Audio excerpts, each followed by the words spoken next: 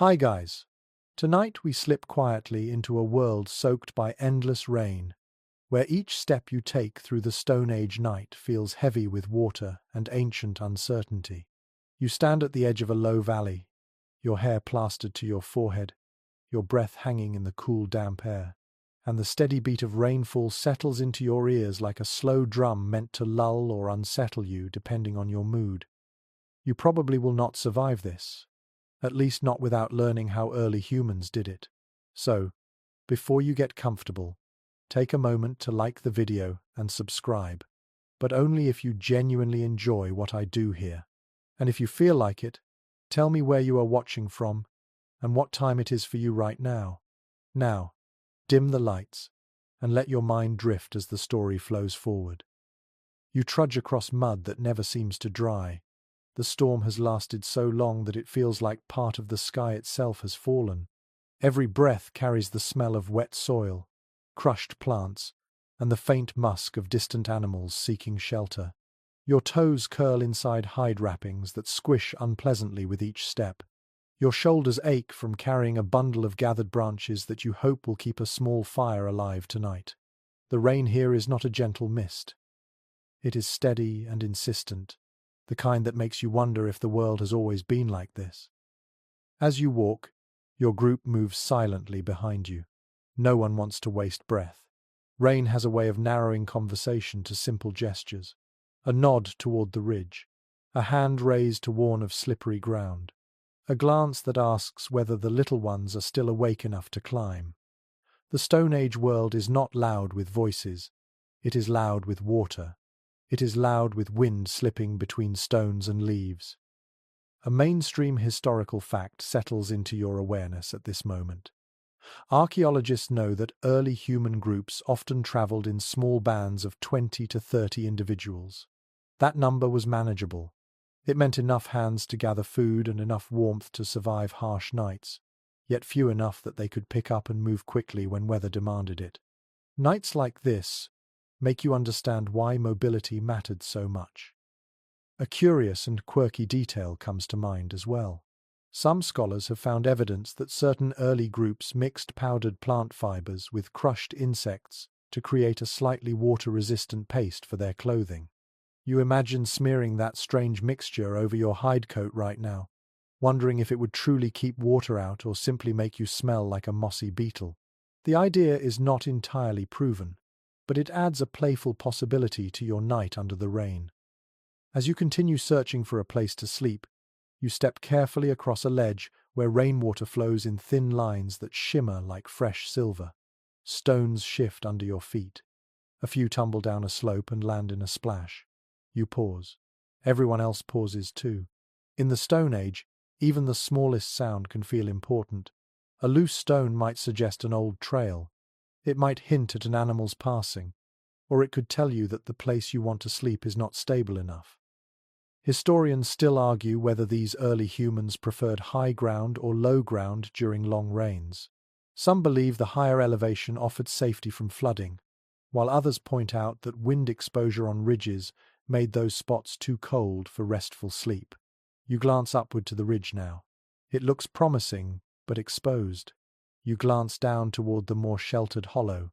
It looks warm but possibly dangerous if water rises. These arguments suddenly feel very real. You keep moving, letting the rain tap against your shoulders with a rhythm that grows strangely soothing. You shift your bundle of branches to your other hip, grateful that the group managed to find at least a few pieces of dry wood hidden inside a fallen tree.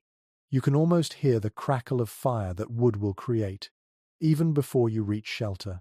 Fire is more precious during constant rain than almost anything else. A warm hearth means safety. It means comfort. It means a chance for your body to truly rest. Your hands brush leaves.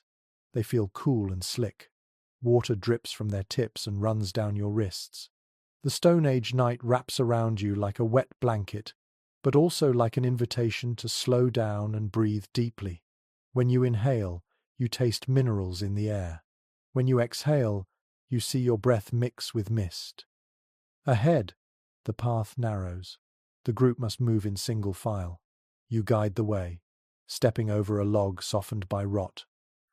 Raindrops hit the dead wood so steadily that each thump becomes part of a calming drum beat.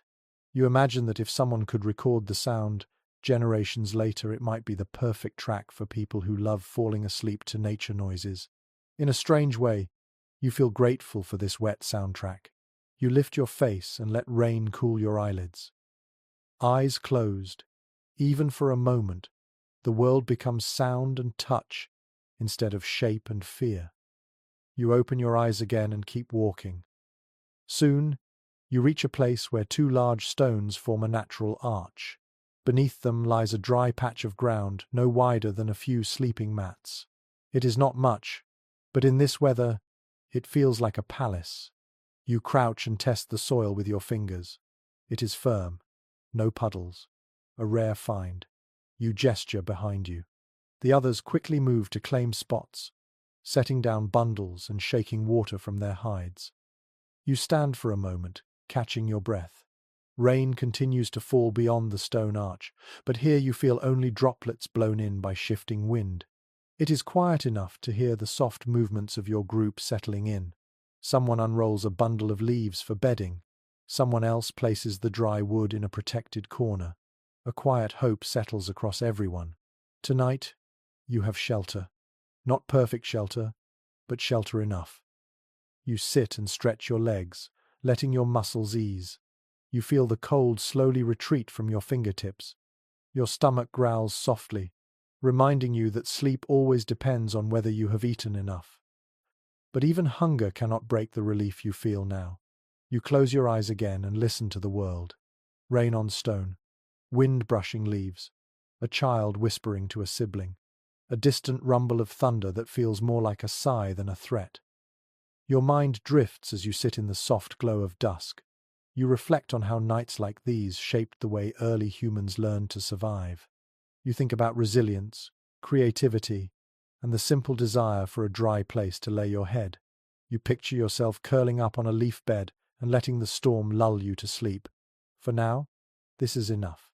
The rain continues to fall, but you have found your place inside it. You lean back slowly and let the quiet pulse of the storm fade into a warm haze around your thoughts.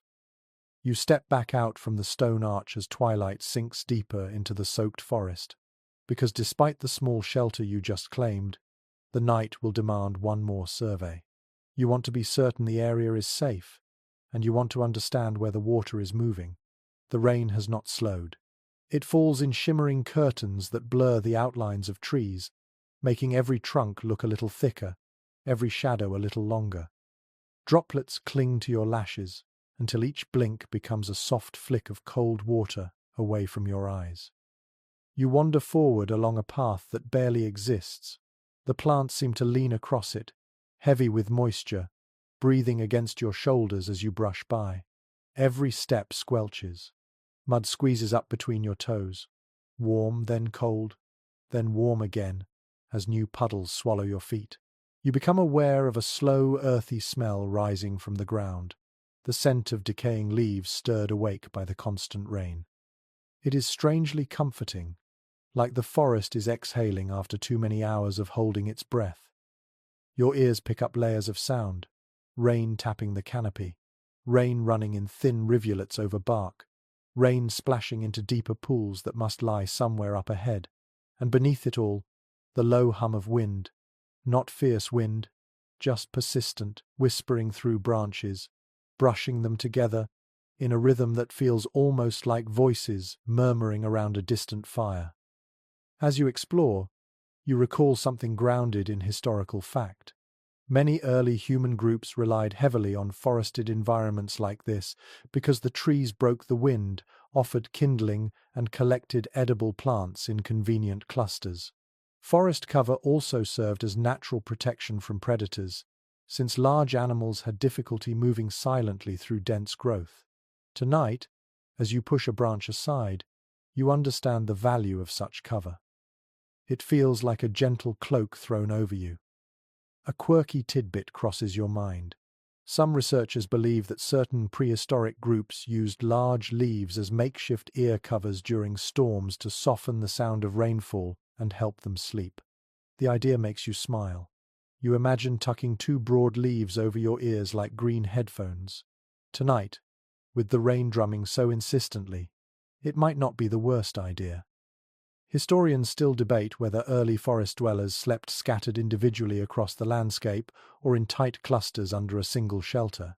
You think about this as you move farther along the path. Some claim solitary sleep would have reduced sound and scent that could attract predators. Others argue that close sleeping groups shared warmth and offered protection from nightly dangers. You know how your group moves. You know the comfort of being close enough to hear someone breathing slowly near you. The idea of sleeping alone out here feels deeply wrong. You continue deeper into the dripping woods. The ground slopes gently downward, and each footfall sends tiny waves across shallow puddles. You pause beside a tree that towers above you, its bark dark with water, its roots twisting through the soil like ancient fingers gripping the earth. You place a hand on the trunk. It feels cool, solid. A reminder that even in a storm that seems endless, some things do not yield. Above you, branches form a tangled roof. Water beads on the leaves until the weight becomes too much, then falls in heavy drops that strike your shoulders with surprising force. The sound is different here, louder, closer, as if the forest itself is speaking directly to you. You tilt your head, listening. The rain becomes a kind of companion, firm, persistent, but never cruel. You continue forward, and soon the path opens into a small clearing where tall ferns bend under the weight of water. Their fronds brush your legs as you walk, leaving cool streaks on your skin. In the center of the clearing lies a broad, flat stone. Water cascades off its edges in tiny waterfalls, giving it a shining outline.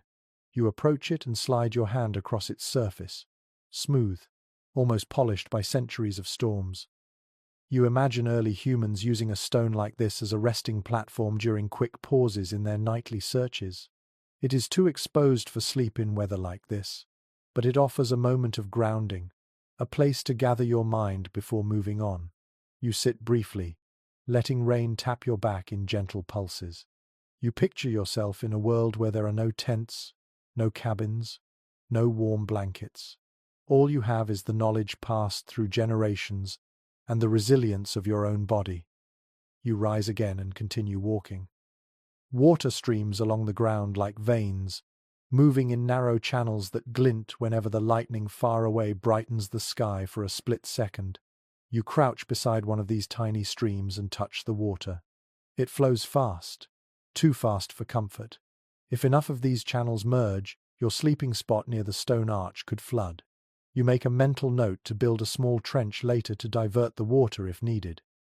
You follow the stream uphill, tracing where it begins. The forest grows thicker.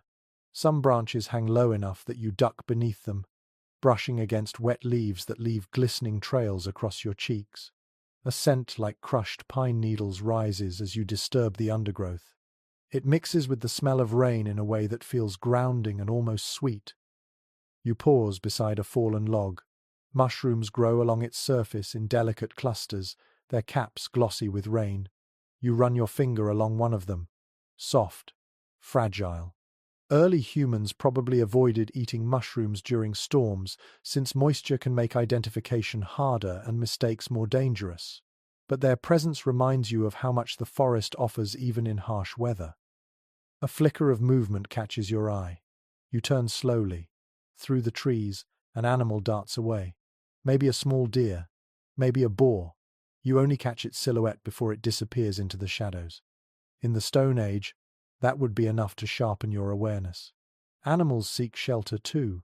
They often compete for the same dry spaces humans favor. You hope the creature does not decide your stone arch is also appealing. You keep walking until you reach a low ridge where water trickles steadily down both sides. From here, you can see glimpses of moonlight filtering through thinner clouds. It casts a faint glow on the wet leaves, making them look like pieces of silver scattered across the forest. The sight calms you. Even in storms, the sky finds ways to show itself. You take a deep breath and begin the journey back. The path feels familiar now. The waterfalls of leaves, the soft thrum of mud. the tree roots twisting beneath your feet. The forest seems to watch you with gentle patience. When you return to the stone arch, the group is settling in. Some are spreading fresh leaves to keep the ground soft. Others are arranging the wood to start a fire. A child yawns, their eyes heavy with sleep. You stand at the entrance for a moment, letting rain fall freely on your shoulders before you step inside. You feel ready to rest. The forest, for all its wet discomfort, has become part of your rhythm. You lower yourself onto the leaf bed waiting for you, and let your body sink into its soft rustle. Rain continues to fall outside, but here, under the stone arch, it becomes background music, a gentle song, a steady calm. You listen to it as you close your eyes. You wake from a shallow rest with the lingering feeling that the night is still shifting around you. Rain has not stopped. It hisses against the stone arch, a constant whispering presence that never quite lets your mind settle fully. The group stirs in soft motions. Someone coughs quietly. Someone else adjusts a bedding of leaves that has grown damp around the edges. You sit up slowly, stretching your neck, listening for anything unusual in the steady downpour. Tonight requires a decision. The stone arch is safe enough for now, but it cannot be your lasting shelter. Water has begun creeping in along the far corner, forming a small reflective pool that grows wider with every minute. If the storm continues for several more nights, which seems likely, your group will need something more reliable. Your eyes drift toward the dark line of cliffs to the west. You recall passing shallow caves earlier in the season. They might still be dry inside. Or they might be flooded, echoing with dripping water and animals that have claimed the space before you could. Standing, you brush stray leaves from your legs. You grip a long branch for balance and step out into the forest, where twilight is thick and the rain feels surprisingly warm against your skin. The world blurs around you. Trees melt into shadow. Pools ripple with each drop. You pause, steadying your breath. The air tastes metallic, a sign that lightning might return soon. Or perhaps it is simply the minerals washed from the cliffs mixing into the soil.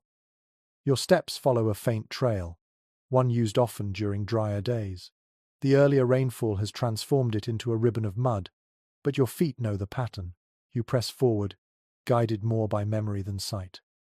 As you move deeper into the forest, a grounded historical fact drifts into your thoughts. Archaeological evidence indicates that many early humans relied on caves not as permanent homes, but as temporary refuges during harsh weather. Caves offered protection from rain, wind, and predators, but they were often used sparingly because their darkness could hide dangers. You understand the caution. Even now, you feel a small knot of tension in your chest at the thought of stepping into a cavern soaked in shadow. A curious, fringe-like detail brightens your thoughts as you weave between dripping branches. Some researchers propose that certain prehistoric groups decorated the entrances of their temporary shelters with stacked stones or patterns drawn in mud, believing the shapes would ward off unlucky spirits carried in by storms. It is hard to know if this belief was real or if the evidence is misunderstood. Still, as you glance at the trail ahead, you imagine marking a cave entrance with your own simple symbols, hoping the storm would show mercy. Historians still argue whether early humans preferred shallow caves because they provided just enough protection without trapping smoke from fires inside. Others believe deeper caves were prized for their insulation against temperature changes. You reflect on both possibilities, unsure which you will find tonight, but you know you need to keep moving. The forest shifts around you, slowly thinning as you approach the cliffs. Raindrops fall faster here, slipping from the rock face in steady streams. The ground becomes firmer beneath your feet, packed with crushed stone washed down by many seasons of storms. As you step closer, the cliff towers above you, its surface veined with dark streaks where water flows steadily downward. You spot the first shallow cave not far ahead. It forms a low archway, no higher than your shoulders, a dark pocket carved into the stone by centuries of wind and water. You crouch and peer inside. The interior glistens with moisture. Water drips from the ceiling in slow, rhythmic beats that create tiny concentric circles in the puddles below. The air inside smells earthy, as if every stone has been soaking in rain for months. You step back. This cave will not work tonight. It is too wet, too heavy with cold air that clings to your skin even from the entrance. You continue along the base of the cliff, scanning for something better. The second cave lies slightly higher on the rock wall. Reaching it requires climbing over a jumble of jagged stones that shine with reflective wet surfaces. You proceed carefully, gripping the rock as water runs over your fingers. When you reach the opening, you test the air with a slow inhale. Warmer, drier, more promising. You step inside. The first thing you notice is the scent. It is a mix of damp soil and something faintly woody, perhaps old roots trapped beneath layers of earth. The second thing you notice is the quiet. The rainfall fades to a soft murmur beyond the entrance, allowing your breathing to grow slower and more peaceful. You crouch and touch the ground. The soil here is cool but dry. Your shoulders relax with relief. At last, a place that might cradle you away from the relentless downpour. You wander deeper, careful not to step into unseen dips. Your eyes adjust to the darkness, revealing the low curve of the cave ceiling and stone walls streaked with faint mineral patterns. It feels like stepping into the inside of a shell, a cocoon shaped by the earth itself. But you must be cautious. Caves sometimes hold other inhabitants. You listen closely. Silence. No hissing breath of a serpent. No scuttling of insects. No stirring of a larger creature. Only the soft pulse of dripping water somewhere far deeper. A faint rhythm that almost resembles a heartbeat. You exhale slowly. You return to the entrance and walk back out into the rain. You take a moment to memorize the cliff features around the opening. A long vertical crack to the right, a fallen tree at the base of the slope, and a spray of fern, like plants that hold water like bowls. These markers will help you guide the group back here even in the dim stormlight. You start the journey back. The rain has grown colder now. It strikes your skin with sharper taps. You feel it bouncing from your brows and running down your spine. The forest seems darker, as if every drop adds another layer of shadow. But you know where you are going, and that certainty keeps your feet steady. Your mind drifts as you walk. You imagine how the group will react when you show them the dry cave. You think about how you will carry the fire inside, guarding the embers beneath a shield of bark. You picture arranging fresh leaves for bedding, using thicker branches to build a barrier at the entrance in case animals pass through the forest during the night. Lightning flickers far off. For a moment, the forest brightens with a pale glow. You see silhouettes of trees swaying in the storm, their branches heavy with rain. The light fades quickly, leaving only the sound of water again. You cross the clearing with the polished stone, stepping carefully around the puddles that reflect faint streaks of sky. The smell of wet earth rises once more, grounding you. You move through the familiar tunnels of foliage until the stone arch shelter comes into view. Inside, the group looks up as you approach. Their eyes hold expectation and fatigue. You step under the arch and crouch beside them, lowering your voice to a calm whisper. You explain what you found. A dry cave, a safe place where the group can rest more peacefully while the storm continues. Their shoulders ease. Someone exhales loudly in relief.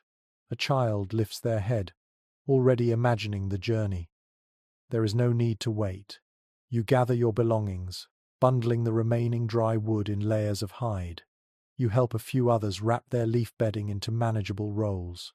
You take the smallest child onto your back, their arms draped sleepily around your neck. Then you lead the way. The forest feels different now that you are guiding your people through it. Every step becomes more deliberate. Every sound carries more meaning.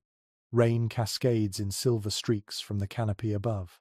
Leaves brush your arms and legs as you move. Mud clings to your feet but gives way with each step. The cold becomes sharper as the night deepens. You reach the clearing, then the ridge, then the fallen log, where mushrooms glisten like tiny lanterns in the dark. The group follows in a single file, each person trusting your path. You guide them up the rocks one by one, helping hands finding firm holds on the slippery stones. When the entrance to the cave appears, dim and welcoming, you see relief spread across every tired face. You gesture them inside. They step into the dry space, laying down bedding, placing wood near the wall, shaking out their damp hides. A soft murmur fills the cave, the sound of people settling into a place where sleep might finally come easier. You sit near the entrance, feeling the warmth of bodies behind you and the cool mist drifting in from the rain. You let your breath deepen. The storm continues outside, but here in the cave, the world feels steady. You listen to the rain fade into a distant hush and let your eyes drift half closed. The night begins to soften around you. You step out of the cave at first light, though the sky barely changes color beneath the curtain of rain. Dawn arrives as nothing more than a paler shade of grey. Your breath curls in front of you, mixing with mist that clings to every shape in the forest. The group still sleeps behind you, scattered across leaf beds that make soft rustling sounds whenever someone shifts in their dreams. You move quietly so you do not wake them. Today you need to build something more reliable than a cave entrance. You need a shelter that can handle rain, crawling sideways, dripping endlessly, sneaking into every weakness. The forest greets you with the smell of soaked wood and crushed greenery. Every branch droops as if exhausted by the weight of water. You run a hand along a nearby sapling. It bends easily beneath your touch, elastic and strong, perfect for building. The memory of how your elders shaped simple shelters returns with vivid clarity. They would gather flexible branches, bend them into arches, and layer them with hides or large leaves until the structure trapped warmth inside. You picture that shape in your mind now. A low dome, sturdy enough to resist wind, simple enough to build quickly. You step deeper into the trees, searching for materials. Your fingers glide over smooth bark, coarse moss, and wet vines that cling to your palms. The storm has brought down several branches. Some are too soaked to be useful, but others still hold firm cores. You test each one, bending it slightly, feeling its strength. The forest seems eager to give what you need. You collect the best pieces and stack them into a bundle. As you work, a widely accepted archaeological insight flickers into your thoughts. Excavations from certain prehistoric sites reveal circular stains in the soil where wooden frames of temporary shelters once stood. These marks suggest that early humans frequently built low, rounded dwellings during seasons of relentless rain. The shape reduced wind pressure and allowed rain to slide off easily. You sense the wisdom in that design now.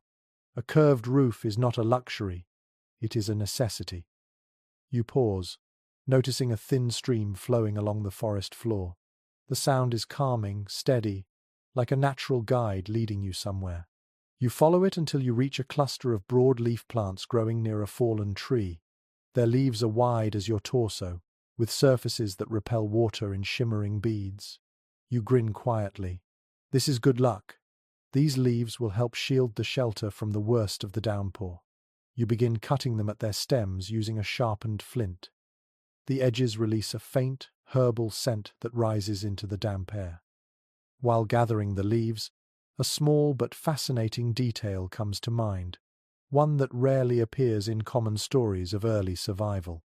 Some researchers have noted residues of sticky plant resins on ancient tools, suggesting that early humans sometimes glued leaves together to form thicker, waterproof layers. Whether the resin truly worked as well as imagined is uncertain, but the idea feels strangely modern.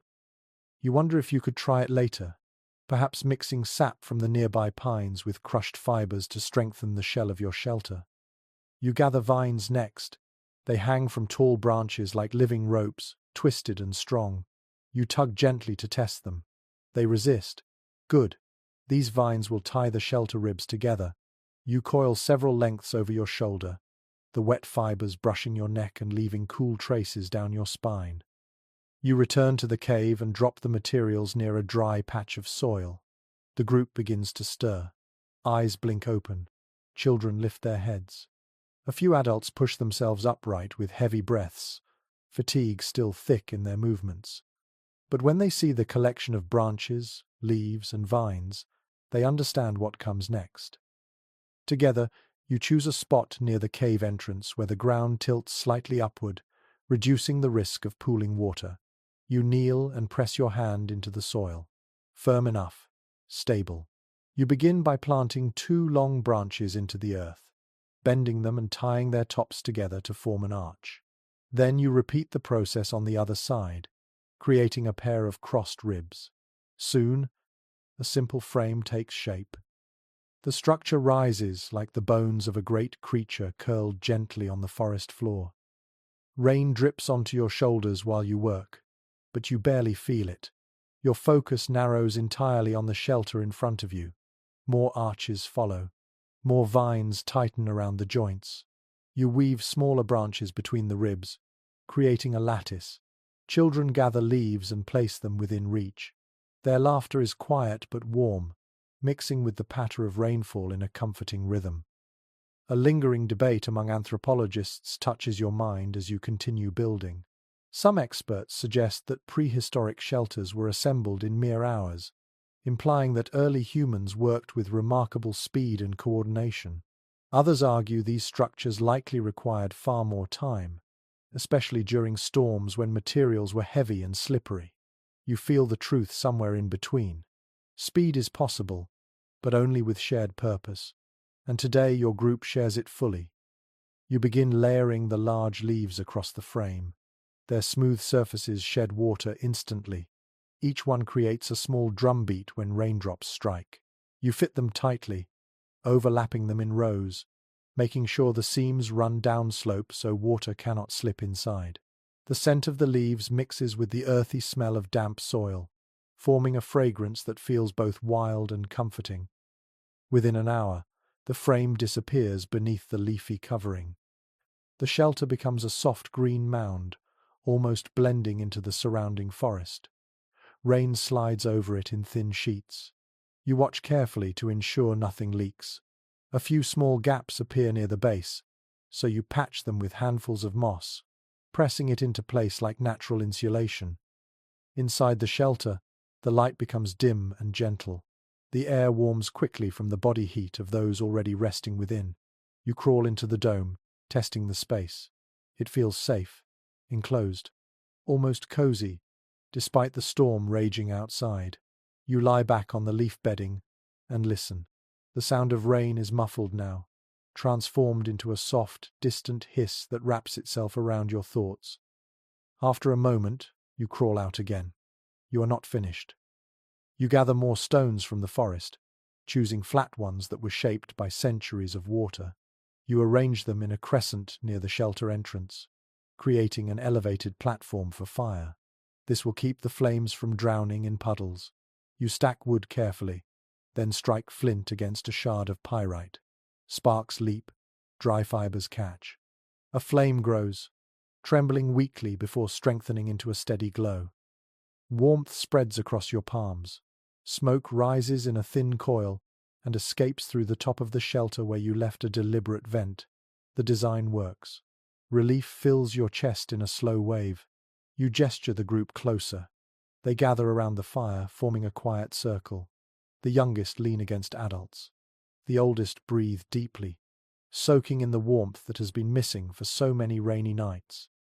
You sit at the edge of the group, watching how firelight dances across the wet cave walls. The flames paint shifting shapes that look almost like ancient spirits moving in and out of the shadows. A sense of connection rises inside you, as if generations of people before you are whispering guidance through the flickering glow. You close your eyes briefly, letting the warmth settle into your muscles. When you open them again, rain still falls, but the storm feels farther away, less like a threat and more like a constant companion. You lean back, resting your weight on your hands. The shelter you built today stands strong against the weather. It will keep the group dry through the next stretch of endless downpour. You feel pride, yes, but also a quiet peace. You survived another day of rain. Another night waits, but this time you have a refuge crafted by your own hands. The fire crackles, The group settles. The storm hums outside like a lullaby made of water and wind, and you breathe easier. You sit near the new shelter's entrance as afternoon fades into a dim, silvery dusk, and you notice how the light from the fire struggles to push back the steady gloom. The flames flicker, casting ribbons of orange across the dripping leaves outside. The rain has not eased at all. It hammers the forest with relentless patience, like a giant tapping on the world's roof again and again. You hold your hands near the warmth, letting heat soak slowly into your bones. Tonight, you decide to stay outside for a while before joining the others inside the shelter. You want to watch how fire behaves under this kind of rain. In the Stone Age, fire is not simply warmth. Fire is life, and in storms like this, it becomes a fragile creature that must be coaxed and protected. The hearth you built earlier crackles softly, the stones around it warming to a deep, pleasant heat. Sparks leap upward, vanish into the damp air, then reappear in the reflections on nearby puddles. The glow dances across the green dome of your shelter, giving it the appearance of a sleeping creature with a heartbeat glowing inside its chest. You feed a small branch into the flames. The fire hesitates, then accepts it with a soft sigh. As you observe the flicker, a well-known archaeological insight crosses your mind. Charred deposits in ancient hearth sites show that early humans often kept fire alive through many consecutive nights, even during long periods of wet weather. They did this by tending coals carefully, banking them under ashes and hiding them from wind and rain. You picture your ancestors crouched over embers, faces glowing faintly in the dark, shielding the heat with cupped hands. You feel a strange kinship with them, as if the fire itself is a thread connecting distant eras. Nearby, an older woman from your group kneels beside the flames. She places a handful of pine needles into the fire. They flare brightly, filling the air with a sharp, resinous scent that mixes with the earthy aroma of wet soil. It reminds you of forest stories told during childhood, tales whispered in the firelight about spirits hidden in trees. You inhale deeply, letting the scent settle inside your memories. A curious but rarely mentioned observation returns to you. Some researchers propose that certain prehistoric families used aromatic plants to influence mood during difficult nights, not for ritual alone, but to help calm restless minds during storms. You notice how the pine smoke seems to soften the group's breathing, giving them a calmer rhythm. Maybe that old idea has some truth. You lean closer to the fire and poke gently at the coals. Their glow deepens, brightens, then evens out into a slow, comforting pulse. Watching them becomes strangely hypnotic. Firelight has a way of holding your attention, easing your pulse, and blurring the edges of time. People thousands of years ago must have felt the same quiet pull when they stared at flames dancing in the night. As your thoughts drift, another unresolved academic discussion rises in your mind. Some scholars debate whether early humans positioned their hearths at the center of camp or kept them near shelter entrances to guard against predators. You consider the cave behind you and the green dome at your side. Placing the fire outside makes sense tonight. Heat can drift inward, while smoke escapes easily into the open air. But you also know that a fire placed at the edge of camp can act like a beacon for hungry creatures seeking warmth. You glance into the forest. Trees sway gently under the weight of water. Their silhouettes blend with drifting mist, forming shapes that shift and stretch in the dim light. You listen carefully for the sound of heavy paws or snapping twigs, but all you hear is the persistent whisper of rain dripping from the canopy above. You relax again, though you keep one hand resting on a sturdy branch beside you. The flames crackle with renewed life, and you become aware once more of how precious fire truly is.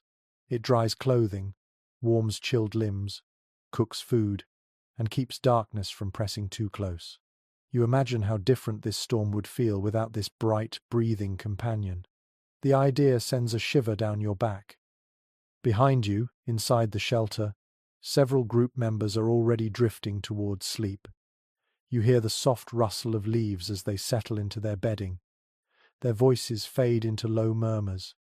Occasionally, someone laughs quietly, their fatigue lifting briefly. The shelter muffles the sound of rain, turning it into a background hum. You feel grateful for what you built today. It is not a palace, but it is a soft shield against a difficult world. You stand and step a little farther from the fire to gather more branches. The forest around you feels heavy yet alive. The smell of wet wood fills your lungs.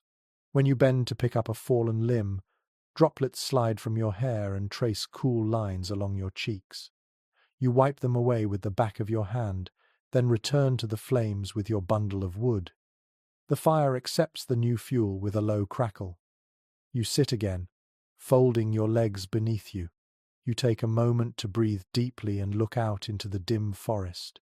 Rain creates tiny ripples on the surface of the mud. Each drop seems to shimmer for a heartbeat before vanishing. Far above, branches shift in a slow dance. Wind moves them back and forth in a rhythm that feels strangely soothing, like waves rolling across a vast ocean. You reach out and hold your hands over the fire once more, palms open, fingertips tingling.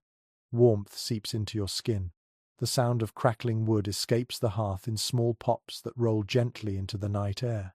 The group behind you grows quieter by the minute. Soon, only soft breaths drift from the shelter. Your mind drifts to the animals that might be moving through the forest right now. The constant rain drives them from their usual shelters. Some might seek caves. Some might curl beneath massive roots. Some might simply wander until exhaustion forces them to stop. You imagine a large cat stalking silently through the wet ferns, searching for a hidden nook to rest. You picture a family of small deer huddling beneath a fallen tree. All creatures must find rest, even in storms that refuse to break. You pick up a long stick and place it across the fire. The bark smolders slowly. Embers bleed into the dark edges of the wood. You watch intently, making sure the fire remains healthy but not too strong. Flames that burn too aggressively can eat through precious fuel too quickly. Flames too weak can fade into smoke and die. This delicate balance reminds you of the care needed to survive the Stone Age. Nothing is guaranteed. Not warmth, not dryness, not even the ability to fall asleep easily. You must create those moments through skill, patience, and constant attention. A soft rustle behind you signals someone slipping out of the shelter. A young woman kneels beside the fire and warms her hands. Her eyes are heavy with sleep, but she smiles faintly at the comfort of the glow. She murmurs something about the rain sounding softer from inside. You nod. The shelter does its job well. After a few minutes she returns inside, leaving you with the fire once more. The night deepens, rain becomes heavier again for a moment, then softens. The sky flashes faintly with sheet lightning, far away, without thunder. The brightness slides across the clouds like a whisper of light. It reflects on wet leaves, turning the forest into a mosaic of pale silver and dark shadow. You breathe slowly, allowing your heartbeat to follow the ebb and flow of the fire. Soon, you will join the others inside. But for now, sitting in front of the flames feels like a small ritual, a moment of gratitude, a quiet pause in the long stretches of survival. You reach into the fire pit and move a glowing coal to the edge. You cover it gently with a layer of ash so it will stay warm through the night. Tomorrow, it will help spark the next fire with less effort, a trick learned from generations long before you. You stand at last, stretching your back. The fire will burn low on its own. The coals will hold their breath until dawn. You step toward the shelter entrance, shake rain from your hair, and crawl inside. Warmth greets you immediately. Soft breathing surrounds you. Leaf bedding rustles under your weight. Outside, the storm continues to fall with endless patience. But here in the shelter, it finally feels distant. You close your eyes. The last sounds you hear are the crackle of dying embers and the steady rhythm of water slipping from leaf to leaf above your head. You wake again before the others, though the world has not brightened much. The rain still pours with the same unwavering rhythm, thick enough to soften every outline and blur the forest into a watercolor of greens and greys. You stretch your limbs quietly inside the shelter and feel the slight dampness that has crept into the leaf bedding during the night.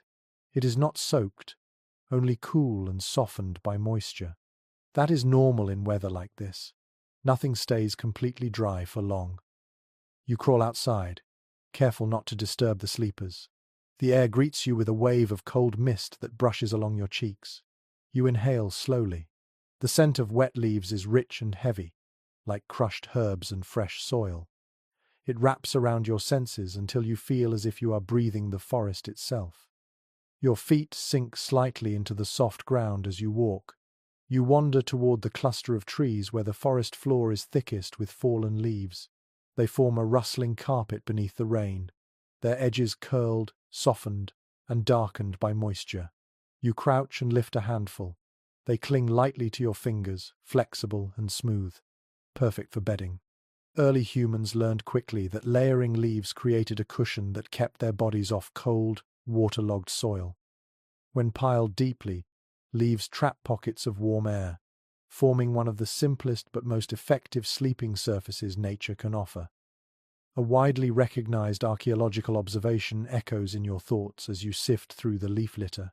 Many prehistoric living sites show compacted layers of leaves and grasses in sleeping areas, flattened into soft mats by long nights of use.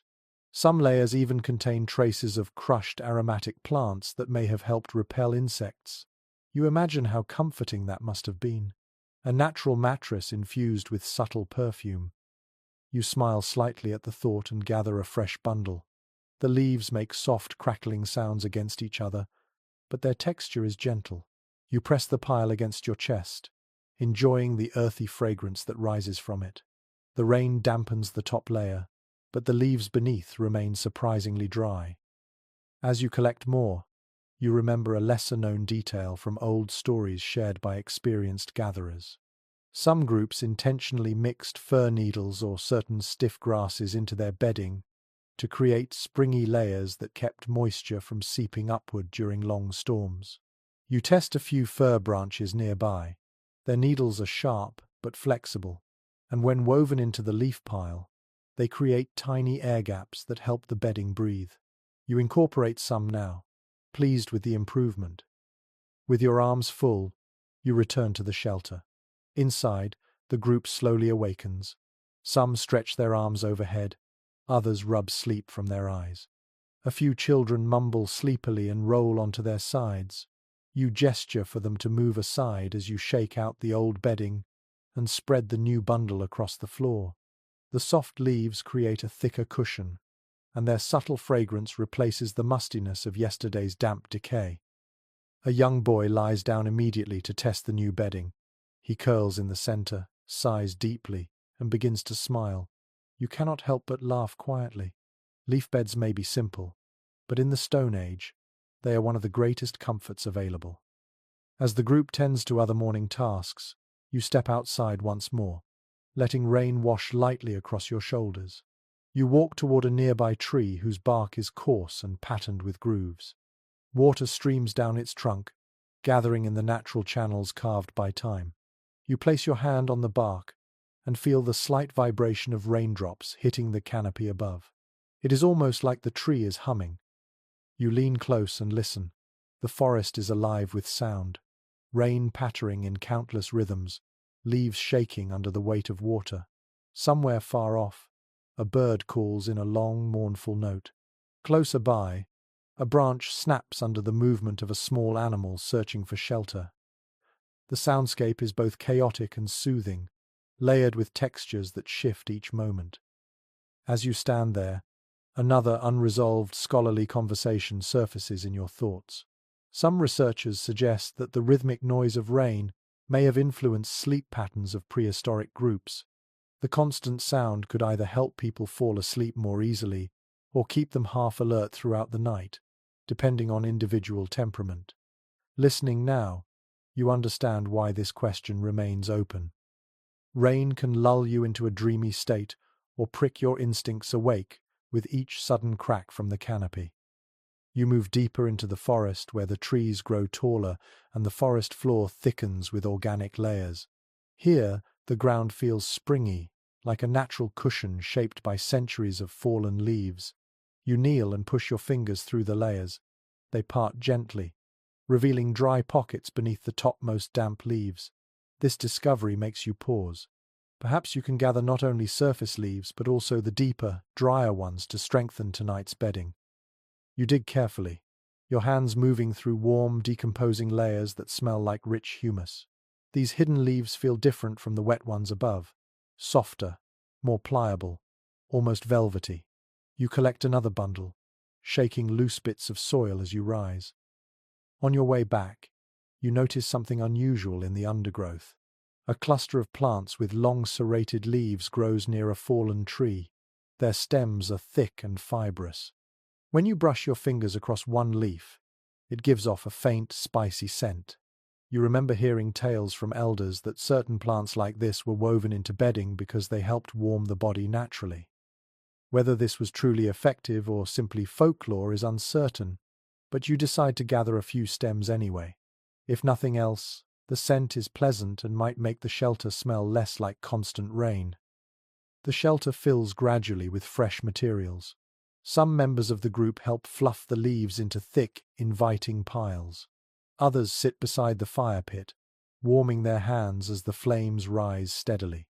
You add a few fragrant stems together with the leaves and watch as the bedding transforms into something more vibrant. The soft green hues mix with earthy browns and deep forest yellows. You settle onto the bedding to test it. The leaves shift softly beneath your weight, molding to your hips and shoulders. The fir needles woven through the pile add just enough spring to keep you from sinking into the cold ground.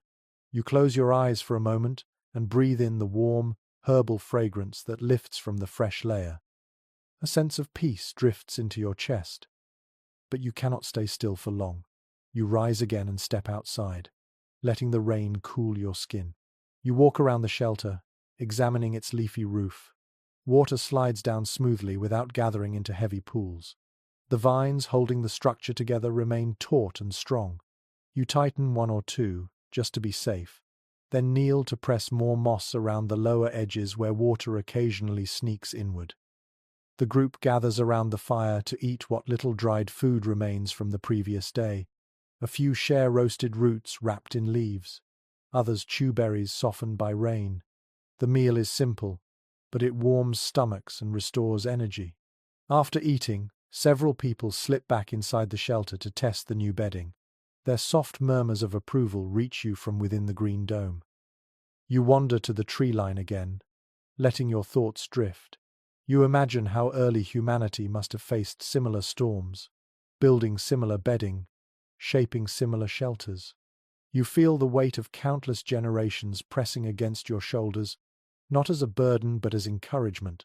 Every leaf you gather, every piece of bark you repurpose, echoes practices that shape the survival of your species.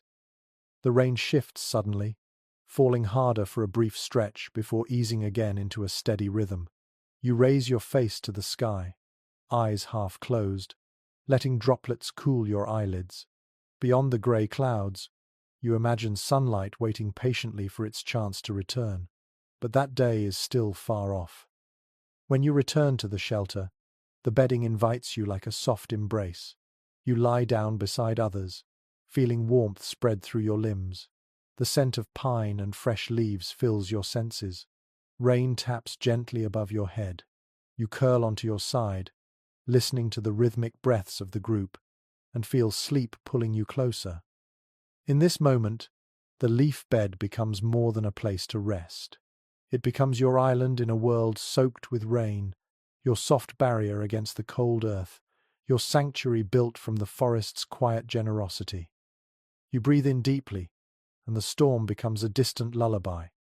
You drift in and out of a shallow rest, lulled by the steady tapping of rain against the roof of leaves. The sound becomes a gentle rhythm, neither loud nor soft, just persistent enough to wrap itself around your thoughts. When you open your eyes again, the shelter is dim but warm. A few embers still glow near the entrance, pulsing like tiny hearts waiting for someone to feed them. You stretch your limbs, roll your shoulders, and decide to step outside for a moment before the others wake. The moment you crawl out of the shelter, the rain greets you with cool drops that slide down your cheeks. You blink slowly, letting your eyes adjust to the muted morning light. Everything around you glistens. Leaves shine with fresh water. Tree trunks drip in slow, steady lines.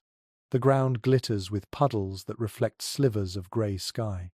It feels as if the world has been dipped in liquid silver. You take a few steps forward, enjoying the soft squish of the earth beneath your feet. The air has a rich scent, like wet bark and crushed herbs blending together. You close your eyes and listen again. The rain is changing its music today. Instead of the harsh pounding from earlier nights, it falls in varied rhythms that shift depending on where it lands. Thick drops thud heavily on broad leaves. Fine mist hisses through the thinner branches. Tiny splashes dance across puddles. A memory rises unbidden. Elders often spoke of how rain could guide the mind into sleep if you listened long enough. They said each storm had its own melody, and that those melodies helped early humans predict shifts in weather.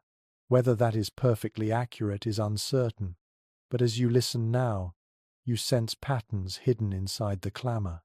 The forest is full of quiet codes.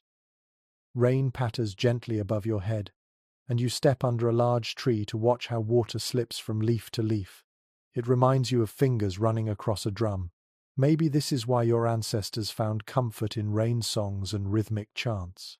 Nature provided the first lullabies. As you stand there, a well-known archaeological hypothesis crosses your mind. Remnants of ancient camps suggest that certain groups arranged their shelters so the sound of water falling from nearby trees created a calming echo that encouraged sleep. The pattern of drops hitting natural surfaces may have acted like a primitive soundscape, guiding minds toward rest even during harsh nights. You listen now, trying to hear what they may have heard. There is a kind of peace inside the noise, a soft pulse beneath the chaos. You breathe slowly, letting your body relax. Then, a small rustle catches your attention. You turn your head slightly and see a bird perched on a low branch. Its soaked feathers cling to its body, making it look smaller than usual. It shakes its wings, sending droplets into the air, then hops closer to you. The sight surprises you. Animals often hide during heavy storms, yet this little creature seems determined to stay awake with you. You watch each other for a quiet moment before it darts away, vanishing into the thick undergrowth. You walk back toward the shelter, but instead of re-entering, you sit on a flat stone just a few steps away. The surface is cold and slick, but it feels grounding. You rest your elbows on your knees and close your eyes. Rain becomes your companion, your background music, your reminder that survival in the Stone Age is never silent, it is full of sound. While sitting there, another interesting detail from prehistoric studies drifts into your thoughts. Some researchers believe that the soft, repetitive noise of rain helped early humans fall into segmented sleep patterns rather than long, continuous rest. People might wake several times throughout the night but return to sleep easily because the environment never changed. The rain remained steady, predictable, almost like a blanket for the mind. You think about this as you sit with your eyes closed. You feel that susceptibility yourself. The rhythmic tapping pulls you inward. It makes you heavy. Your body wants to sink, to drift, to surrender. But you open your eyes again, knowing you should stay awake a bit longer. The forest seems to breathe with you. Every branch sways slightly under the weight of water. Every leaf trembles. Mist curls around your ankles, making your steps feel dreamlike. You watch how drops gather at the tips of branches, growing heavier with each second, until finally falling in a tiny burst of silver. Each one lands with its own sound, delicate and precise. You stand and walk a slow circle around the shelter to inspect the leafy roof. The water slides smoothly down its surface, exactly as you intended. The vines remain tight, and the moss is holding strong near the edges. A few small leaks need patching, so you adjust them with extra handfuls of damp leaves. The roof thumps with each drop, creating a deep, soothing percussion. When others sleep inside, this sound must settle into their dreams, guiding them into deeper rest. You crawl back into the shelter to check on the group. Several people remain asleep, curled on the leaf bedding. A child sucks in gentle breaths while holding a smooth stone like a talisman. Someone nearby snores softly, a tender, rhythmic rasp that blends into the sound of rain overhead. The bedding looks comfortable, warm in the center, and only a little damp at the edges. You lie down for a moment. The leaves cradle your body. The scent of pine needles and crushed herbs drifts upward. Rain becomes a soft hum above you, muffled by the thick green roof. You can feel the vibrations of droplets running down the exterior surface. It is like sleeping beneath a drum that never stops playing. Your mind wanders. You imagine early humans listening to storms exactly like this. Perhaps the sound protected their minds from wandering thoughts. Perhaps it lulled them into half-dreaming states where they could rest but still sense danger. You remember discussions among researchers who continue to question how rain influenced emotional well-being in ancient people. Some suggest constant storms cause stress and anxiety. Others argue the opposite, believing that steady rainfall offered a sense of security by masking frightening noises at night. Sitting here, you feel both possibilities. Comfort and tension, layered together like leaf bedding. You rise again, unable to stay still. You slip outside once more and walk toward a narrow path between two old trees. Rain hits their trunks and flows down in thin rivulets that shimmer like liquid beads. You run a finger along the bark, feeling the grooves filled with cool runoff. That sensation grounds you in a way that words cannot explain. The forest is not just a place, it is a presence. Farther along the path, you discover a shallow depression in the ground, where water gathers into a tiny pool. Floating on its surface are a few curled leaves, drifting in slow circles. The sight calms you. Everything moves at its own pace. Everything finds its rhythm. You crouch there for a long while, simply watching the small whirlpools the rain creates. You feel drowsiness tug at the edges of your awareness. The rain sounds like 1,000 soft taps, like fingers on distant drums. It becomes your heartbeat, your breath, your quiet companion. Eventually, you stand and return to the shelter. You slip inside once again and curl onto the leaf bedding. The group sleeps peacefully. The rain continues to whisper above you. You let your eyes close. In this shelter, beneath this steady rain, you drift into a dream that feels ancient. You wake to the warm press of bodies beside you, a subtle reminder of how close everyone has slept through the night. The shelter is dim, lit only by the faint daylight filtering through seams between the leaves. Raindrops continue their soft tapping above your head, but the rhythm feels different this morning, quieter, gentler, like the storm is catching its breath. You roll onto your back and listen to the rise and fall of breathing around you. There is comfort in this closeness, in the shared warmth that lingers even after the fire has faded to pale ash.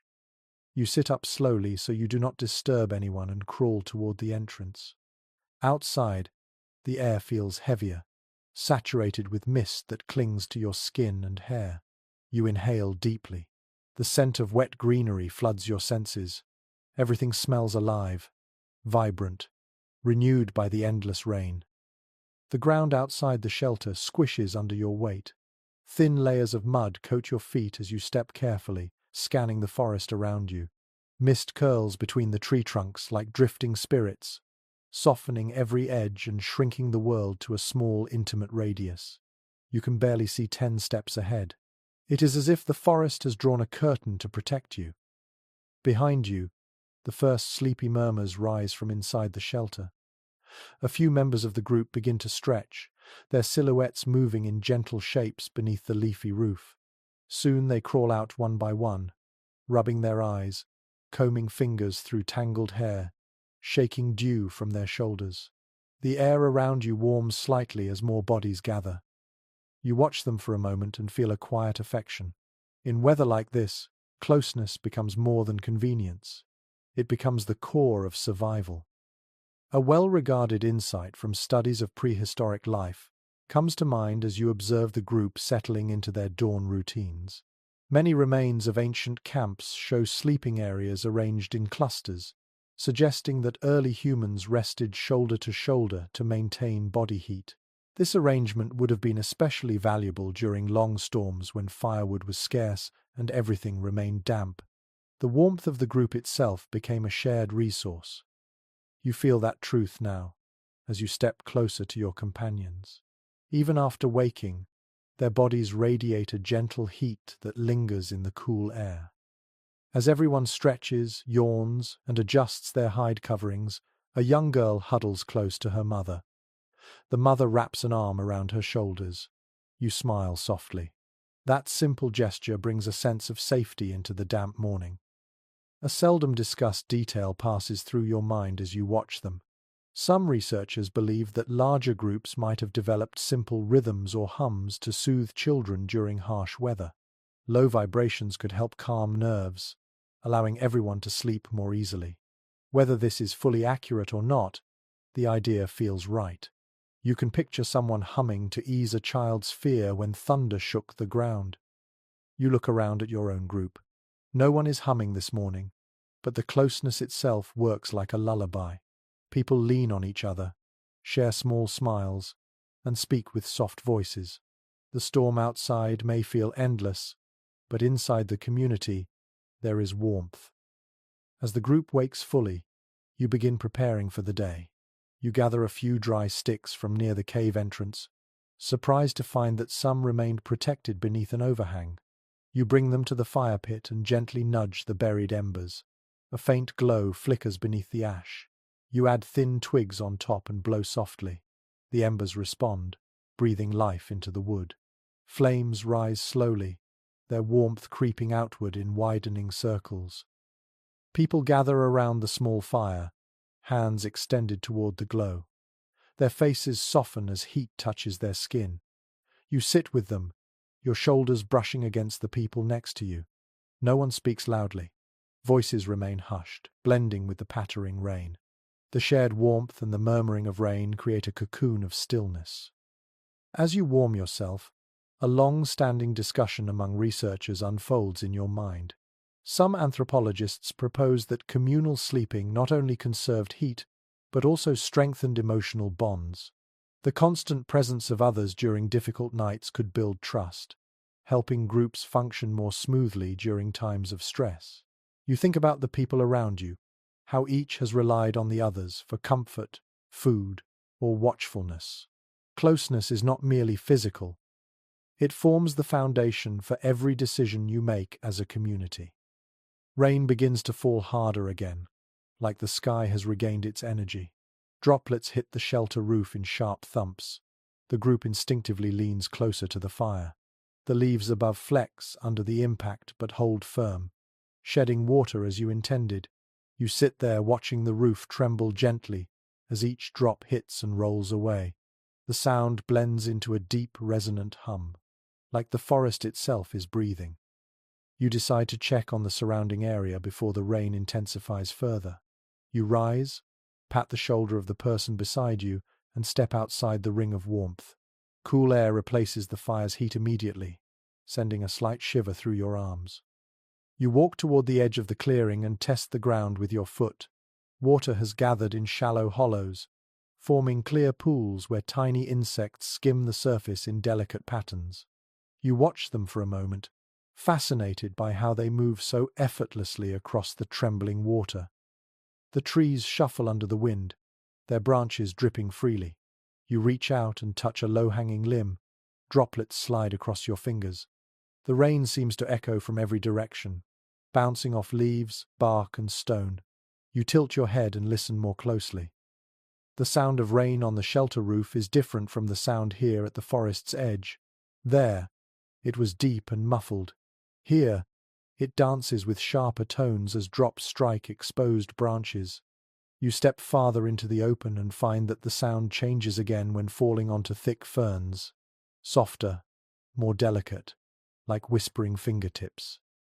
The forest has countless voices today, each shaped by the surface it touches. You wander back toward the group, feeling calmer after your small exploration. When you return, the fire burns stronger, its warmth pushing back the morning chill. People sit in a tight half circle, shoulders touching lightly. The closeness seems almost instinctive now. No one wants to stray too far from the warmth, from the steady presence of others. You sit among them, allowing your body to relax into the rhythm of shared breathing. You notice how the group subtly adjusts itself. Children lean against adults. Elders sit near the warmest spot. Hunters sit in positions where they can see the forest clearly. Without discussing it, everyone takes the place that suits them best. It feels natural, as if the group is a single living organism that arranges itself instinctively. Someone passes you a piece of dried root, softened by the steam from the fire.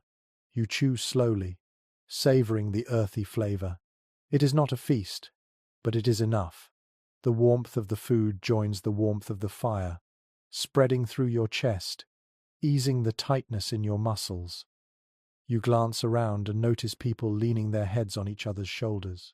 A few eyes already drift closed again. Rain often keeps people half awake during the day, inviting them into small naps whenever they can find comfort. You feel that drowsiness pulling at you too. The sound of rain, the warmth of the fire, the closeness of the group, all work together like invisible hands guiding you towards sleep. You lie back slightly, resting against a rolled hide. The shelter hums with rain. The fire crackles softly. Someone beside you shifts closer, sharing warmth without a word. You let your eyes close. In this moment, surrounded by steady rain and steady companionship, you understand why early humans chose to sleep together on stormy nights. Safety, warmth, trust. These things pulse through the group like a shared heartbeat. The world may be wet and restless, but here in the circle of bodies and firelight, your mind softens into peaceful calm. You wake again to a subtle shift in the forest's voice. The rain continues, as constant as breathing, but something in the rhythm feels different. You listen closely, letting the sound settle into your awareness. Between the steady drizzle and the soft patter on leaves, you hear faint rustles that do not belong to water alone. You sit upright inside the shelter, careful not to disturb the sleeping bodies around you. A cool draft seeps through the entrance as you crawl outside. The air is thick with mist and carries the smell of damp bark mixed with the faint musk of distant animals. You stand still for a moment, your senses alert. The forest holds its breath in a way that makes your heart beat more slowly, more deliberately. Something is moving out there. The trees appear as tall shadows, their branches heavy with dripping water. Every shape seems to shift behind the fog. You close your eyes briefly, relying on sound instead of sight. Leaves rustle. Underbrush trembles. A branch snaps somewhere far enough not to alarm you fully, but close enough that it draws your attention. You know that predators roam more freely during storms. Rain masks their scent and muffles the noise of their movements. It also makes sleeping humans more vulnerable. You grip a sturdy branch for reassurance, feeling its rough surface steady your nerves. A respected archaeological interpretation rises in your mind as you stand in the dimness. Many early human sites indicate that nighttime guardianship was a shared responsibility. People took turns resting lightly near shelter entrances or staying awake entirely during difficult nights. Not out of heroism, but out of necessity. One pair of ears could save everyone from an approaching threat. You exhale slowly, understanding your role tonight. You move a few steps away from the shelter, careful not to splash loudly in puddles. The earth is uneven beneath your feet. Water runs across the ground in twisting streams that slither silently through fallen leaves. You crouch beside a large tree, resting your back against its trunk, and let your eyes adjust to the faint movements ahead. Then you hear it, a low, distant growl carried on the wet air. Not aggressive, just part of an animal's natural call. It echoes softly through the foliage, vibrating the space around you. Goosebumps rise along your arms. You grip your branch tighter. You peer into the mist. A shape moves slowly between the trees. Large, dark, and steady. Maybe a boar. Maybe something larger. Whatever it is searching for dry ground just like you and your group. You remain absolutely still, watching through the shifting curtains of rain. A lesser-known observation from prehistoric studies drifts through your thoughts. Some researchers suggest that early humans noticed patterns in how animals behave during long storms. Predators often roamed closer to human shelters not to hunt, but to share the same dry spaces. Whether this is fully accurate or a romantic idea, you cannot help thinking of it now. The creature out there may be seeking comfort, not conflict. But you remain cautious. The shape moves quietly, its weight disturbing small puddles. It sniffs the air, then turns away, fading into the fog like a ghost. You release a breath you did not realize you were holding, and feel your shoulders relax. The forest seems to relax with you, the tension lifting just slightly. You return to the shelter entrance and sit on a low stone, keeping watch. The fire from earlier has died down, but the residual warmth remains trapped inside the leafy dome. You glance in and see the group sleeping peacefully, their bodies curled close together. The rhythm of their breathing creates a quiet harmony with the rain. As you sit there, another debated question from scholars surfaces in your thoughts. Some experts believe prehistoric people deliberately slept in shorter cycles during dangerous weather, waking periodically to check their surroundings. Others argue that the depth of exhaustion forced people into long, heavy sleep regardless of external threats. Watching the group now, you see a bit of both. Some remain motionless, consumed by deep rest. Others shift slightly, whispering half-formed dreams before settling again. You stay alert, but your mind begins to drift. You listen to the rain as if it is telling a story. The drops fall faster on the leaves above the shelter, creating a steady drumbeat that fills the entire clearing.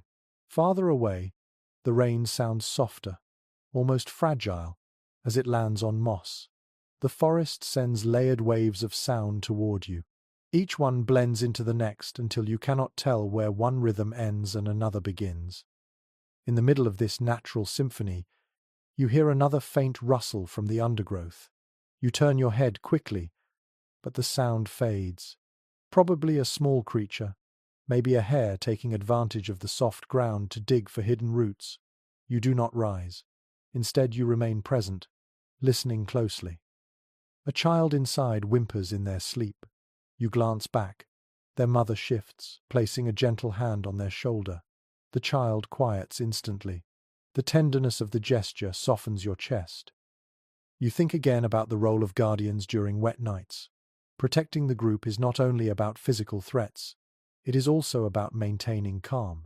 Fear spreads easily in close quarters, especially when the outside world feels unpredictable. Your presence here at the entrance is a quiet reassurance, a silent promise that the storm has not taken control. You rise slowly and walk a short loop around the shelter. You touch the vines that hold the leafy roof in place, checking their strength. They remain taut. The moss barriers still block most of the creeping water. The walls glisten with fresh droplets but hold firm against the storm. You pause near a cluster of ferns not far from the shelter. Their fronds tremble under the weight of rain, but their roots cling stubbornly to the earth. You brush your fingertips along the leaves, feeling the cold moisture gather at the tips. A faint, unusual scent drifts through the air. You inhale deeply, rotting wood mixed with wet fur. You turn slowly toward its source. The scent is not close, but it signals that another animal has passed recently. You kneel and examine the ground. Fresh tracks press into the damp soil. Paw prints. Not large, but wide enough to belong to a medium-sized predator passing through in search of drier ground. You stand and return quietly to the shelter. The forest holds many stories tonight, and you have listened to enough of them. You resume your seat at the entrance and keep watch. Rain continues to fall, creating a soft curtain that separates you from the deeper forest. Slowly, the night begins to fade into a faint grey dawn. The forest brightens enough for you to see clearer shapes in the distance. The tension in your shoulders eases. You let yourself stretch a little, rolling your neck until it loosens. Inside the shelter, people begin to stir. Someone yawns softly. Another shifts, brushing leaves away from their arm. A few eyes open, still heavy with dreams. They look toward you, and in their expressions you see quiet gratitude. They know you kept watch, even if no one speaks it aloud. You crawl inside at last, letting yourself rest on the warm leaf bedding. The group gathers slowly around the faint morning fire. You join them, feeling the warmth soak into your skin. Outside, the rain continues its steady song. Inside, you exhale, knowing you made it through another night. You sit with the group as the grey morning slowly strengthens outside the shelter. Rain still falls in tireless sheets, but the sound has softened into a low, steady hiss, almost like someone whispering across a stone floor. The fire near the entrance is little more than glowing embers now, but its faint warmth spreads gently through the shelter. People breathe slowly, stretching stiff limbs, rubbing sleep from their faces. You feel the heaviness of the night still clinging to your shoulders, but you also feel something steadier rising inside you. The knowledge that you kept your community safe settles like a warm stone in your chest. Someone adds a few twigs to the embers, and thin smoke rises, twisting upward before slipping through the vent in the leafy roof. You watch the smoke for a long, quiet moment. It reminds you that today you must begin another task, one as old as human survival itself. If this rain is to continue, the fire cannot be allowed to die entirely. Without warmth during storms, nights would become far more frightening. You step outside into the cool drizzle. The forest greets you with the earthy smell of soaked bark and the faint metallic hint of wet stone. Mist curls around your ankles as you walk. You crouch near a patch of moss where you placed a small stack of dry materials yesterday. Grass tufts, tiny branches, and bark shavings. Thanks to the overhang above, they remain mostly dry. You gather them in your arms and return to the shelter. Caring for the fire is a ritual practiced since long before memory. A familiar interpretation from archaeological studies comes to mind as you kneel beside the embers. At many prehistoric sites, layers of charcoal and burned bone indicate that early humans fed hearths continuously across seasons. Fires were rarely allowed to go cold. Instead, communities preserved living coals through every night and often carried them during migrations, protecting them like infants wrapped in layers of fiber and hide. Your hands move now as if remembering something ancient. You gently brush the ash aside to expose the glowing heart beneath. Others gather around you as you begin to feed the fire. You place thin branches along the edges of the ember bed, then add shredded bark. Heat rises slowly, warming your cheeks. With a careful breath, you blow air into the small hollow beneath the fuel. The ember brightens, then glows, then breathes out a thin flame. A faint murmur of relief ripples through the group. Fire is comforting not only for the warmth it brings, but for the sense of continuity. It signals that the world still holds stability even in a storm without end. As the flame strengthens, a detail less commonly mentioned in modern accounts drifts through your thoughts. Some researchers believe that certain communities used designated firekeepers. These individuals tended to the flames with consistent dedication, ensuring that embers never faded and that smoke rose each morning and evening as a steady reassurance. The practice may have carried symbolic meaning, but it could simply have been practical. Watching how your group gathers now, you sense both possibilities. Heat keeps the body alive, ritual keeps the mind steady. The fire crackles softly, its glow pulsing against the walls of the shelter. You sit beside it, letting warmth seep into your hands.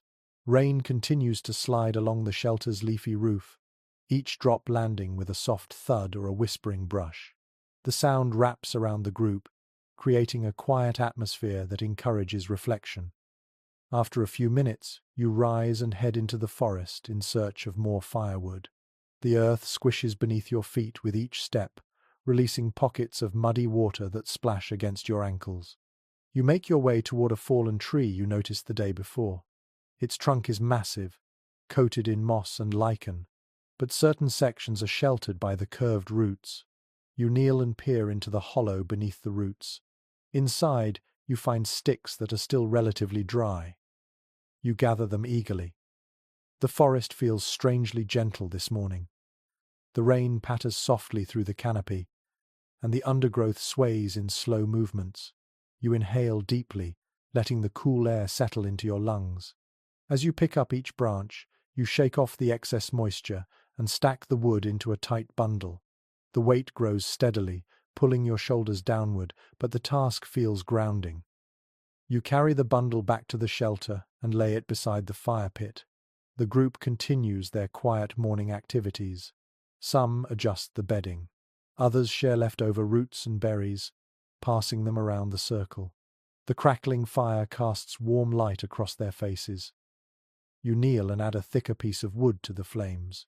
It catches slowly, the fire nibbling at the edges before settling into a steady burn. You watch closely, ensuring it does not smother the smaller flames. Maintaining balance between fuel, airflow, and heat is an art that has been practiced for tens of thousands of years. You can almost imagine the hands of your ancestors guiding your own. A child approaches and sits beside you, watching the fire with wide eyes. You smile softly and gesture toward the glowing coals. Children often learn these skills early, not through words but by observing. You pick up a slender branch and place it gently into the flames, demonstrating patience.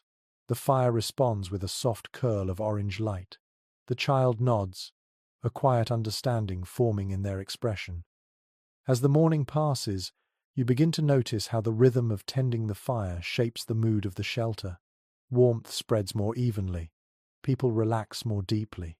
Even the sound of the rain seems quieter from within the circle of flickering light. Fire does not just warm the skin, it calms the mind. You feel your own thoughts settle as you watch the flames sway. A long-standing discussion among researchers returns to you as you gaze into the fire. Some specialists suggest that nighttime hearth tending may have been one of the earliest forms of shared meditation. The simple act of watching flames flicker, adjusting wood at the right moments, and listening to the subtle crackles could ease anxiety and slow breathing.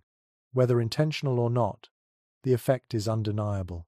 Sitting here, you feel the fire's rhythm blend with your heartbeat. You lean back on your hands and let the warmth gather across your face. Eventually, you rise again and step outside. The rain has lightened to a thin veil, creating shimmering ripples on the puddles scattered across the clearing. Thin streams of runoff trickle through the earth like tiny silver snakes. You follow one stream to a small dip near the base of a tree. The water flows steadily, shaping a tiny channel as it moves downslope. You kneel and scoop soil from the wetter side, creating a shallow trench to redirect the water away from the shelter. You do not speak as you work. The forest's sounds speak for you. The hiss of rain, the splash of runoff, the distant creak of swaying branches. These sounds are companions, keeping you grounded in the present. When you return to the shelter, the fire burns stronger than before. People are gathered around it again, their hands extended toward the glow. You sit among them and allow the heat to soothe your cold fingers. Someone places a warm stone near your foot. You smile and thank them softly. Fire has a way of gathering people. It encourages closeness, story sharing, and silent understanding. Even without words, there is a sense of unity. As the flames dance higher, you feel the weight of the storm lift slightly from your shoulders. You know the rain will continue, perhaps for days.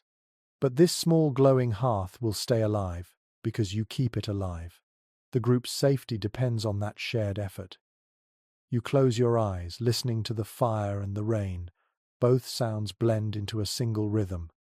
Inside the shelter, surrounded by flickering warmth, you feel calm again. You remain by the fire for a while longer, letting its warmth settle into your chest before standing to stretch your legs. Outside the shelter, the storm feels heavier again. Rain thickens into long streaks that fall with weight, striking leaves and branches in steady rhythms. You step out into the clearing and tilt your head slightly, letting cool droplets wash across your forehead. The forest hums with life shaped by water.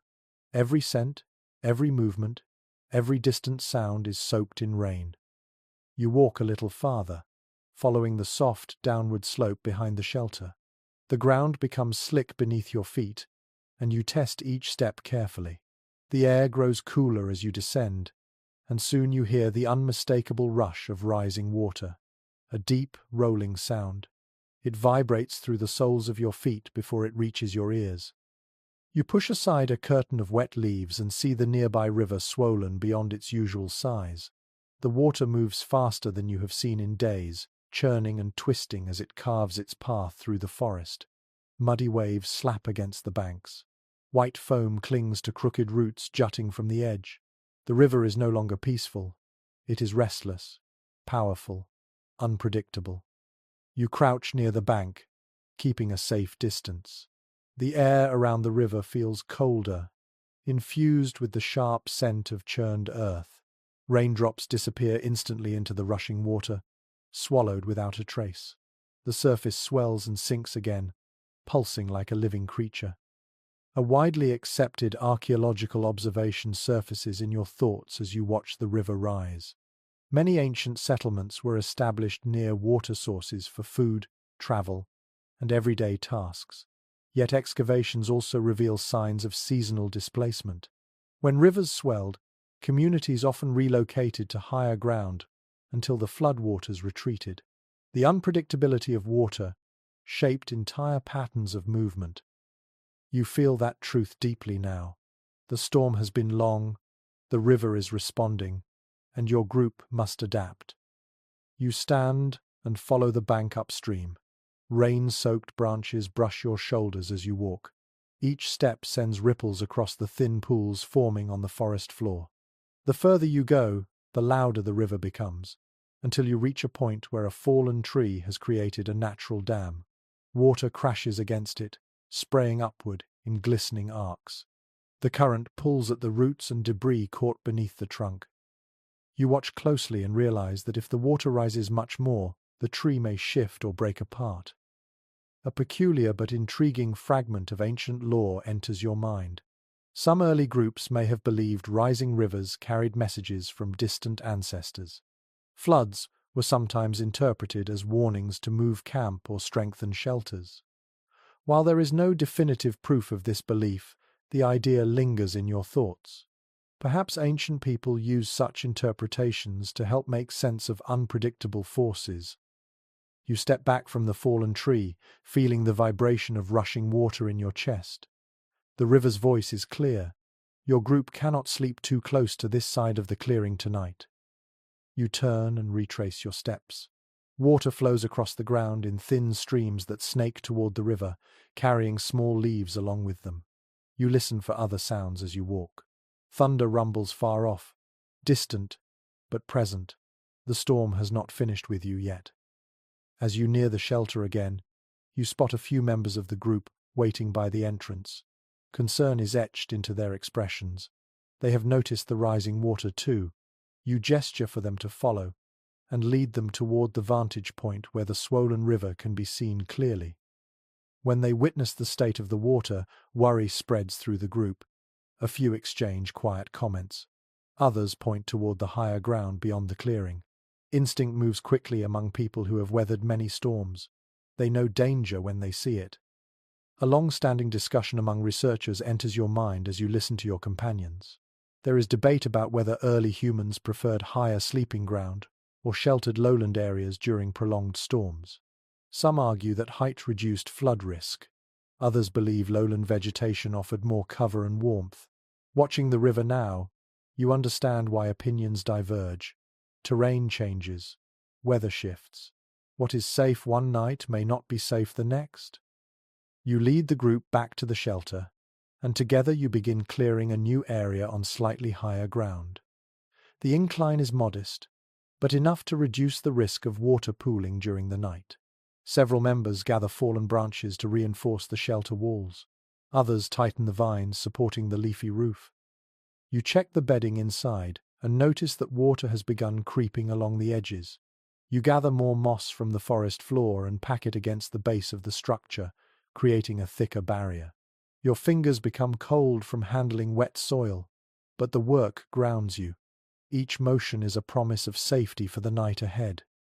The fire still burns steadily, and the warm light fills the shelter. You add a few thicker logs to strengthen it against the incoming storm. Sparks rise briefly, then fade into the air. The flames grow taller, casting bright reflections on the damp leaves overhead. The group sits close around the fire again, their bodies forming a protective circle. You speak softly, explaining what you saw at the river. Faces grow thoughtful, a few nod with resolve. Others glance toward the sound of rising water. Together, you prepare for the night. Once everything is secured, you step outside again to check the river. Rain continues to fall heavily, and the water climbs higher along the banks. You hear the crack of shifting wood, where the fallen tree struggles against the current. It is not far from failing. You step back, reassured that moving the sleeping area was the right choice. The forest darkens as afternoon turns to evening. Lightning flashes behind the clouds, turning the wet leaves silver for a heartbeat, before plunging the world back into grey shadow. The sound of thunder follows several moments later, low and rolling. You stand beneath a broad canopy of branches, letting the rain wash down your arms. In the distance, the river churns with relentless energy. But here, in the shelter you built, your group will sleep above the rising water, warmed by fire, protected by careful preparation. You return inside and settle onto the leaf bedding. The fire crackles softly. The shelter hums with rain. The group breathes together in the dim, flickering light. You close your eyes, feeling the storm outside but no longer fearing it. You drift slowly into rest, knowing the river can roar as loudly as it wants. You are ready for it. You open your eyes to the faintest glow of grey light filtering through the seams of the shelter. The rain has not stopped. It never stops. It taps steadily above your head like an endless line of fingers drumming on stretched hide. But something is different this morning. The air feels cooler, heavier, and carries a stronger scent of stone. When you breathe in, you taste minerals on your tongue, almost metallic, like the earth itself has melted into the rainfall. You stretch your limbs and push yourself upright. A few people nearby stir but do not fully wake. The fire has burned low, leaving a soft, ruddy glow that pulses beneath a thin shell of ash. You feed it a handful of small twigs, watching faint sparks rise and fade, like fireflies lost in a storm. Then you crawl out of the shelter, brushing wet leaves from your shoulders. Outside, the world greets you with silence, broken only by rain. The clearing is dim, veiled in mist so thick it feels like a second skin. You inhale deeply again. The smell of wet stone dominates everything. Clean, cool, ancient. Water dripping from rock always carries its own voice, a sharper tone than rain hitting leaves. Today, that voice is everywhere. You step forward, drawn toward the cliffs that loom behind the shelter. Each raindrop that falls from their surface seems to echo faintly, creating a delicate chime that carries through the mist. You follow the sound until you reach the base of the cliff, placing your palm against the cold stone. Water runs down your fingers in thin, transparent ribbons. The stone feels smoother today, polished by countless hours of rainfall. You close your eyes and listen to the drops hitting the rock face. The sound is rhythmic, precise, and strangely calming. You imagine ancient humans before you discovering the same serenity in the slow, patient dripping of water on stone. A widely supported archaeological interpretation rises in your thoughts as you stand there. Many cave sites show evidence that early humans often rested near entrances rather than deep inside, partly because the dripping water produced steady sounds that masked sudden noises from wind or animals. These soft, repetitive tones may have helped people relax enough to fall asleep in harsh conditions. You run your fingers along the stone again, sensing this ancient logic. Nearby, a shallow pool has formed beneath a groove in the cliff where water collects and falls in a steady trickle. The surface shivers each time a drop lands. You crouch beside the pool and trail your fingertips through it. The water is cold, clear, and smooth, like liquid glass. Your reflection wavers in the ripples until it dissolves completely. You remain there for a moment, letting the slow music of dripping water fill your awareness. Each sound is delicate, but together, the drops form a steady lullaby that seeps into your thoughts. As you touch the stone again, a lesser-known interpretation comes to mind. Some researchers have suggested that dripping water inside caves may have influenced the rhythm of early music or early rituals. Individuals may have tapped stones or hollow logs in patterns that echoed the natural percussion around them. Whether this theory is fully accurate or not, you cannot help imagining someone long ago mimicking the sound you hear now, allowing the land itself to shape their expression.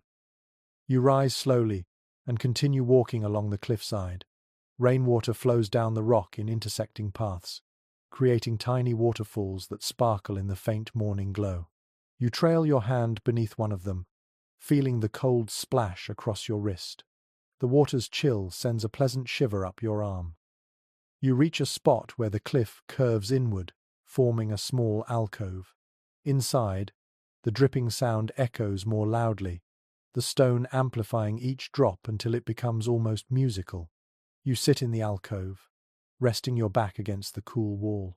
The ground beneath you is damp but not flooded. You fold your legs beneath you and breathe deeply, letting the rhythm settle your nerves. From here, you can see the clearing through a curtain of falling water.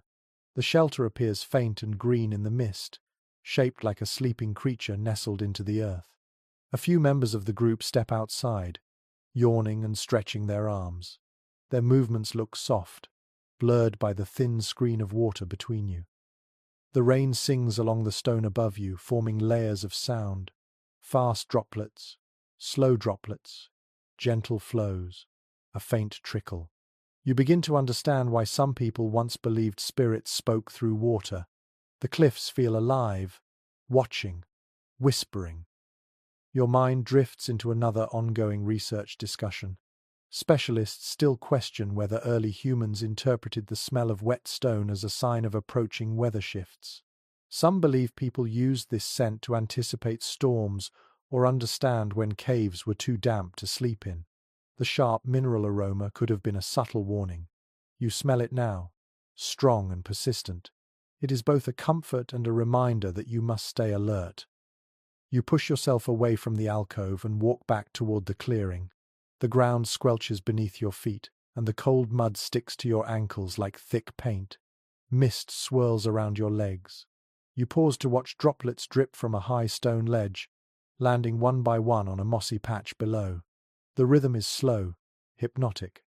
When you arrive at the shelter again, several group members have gathered near the fire pit.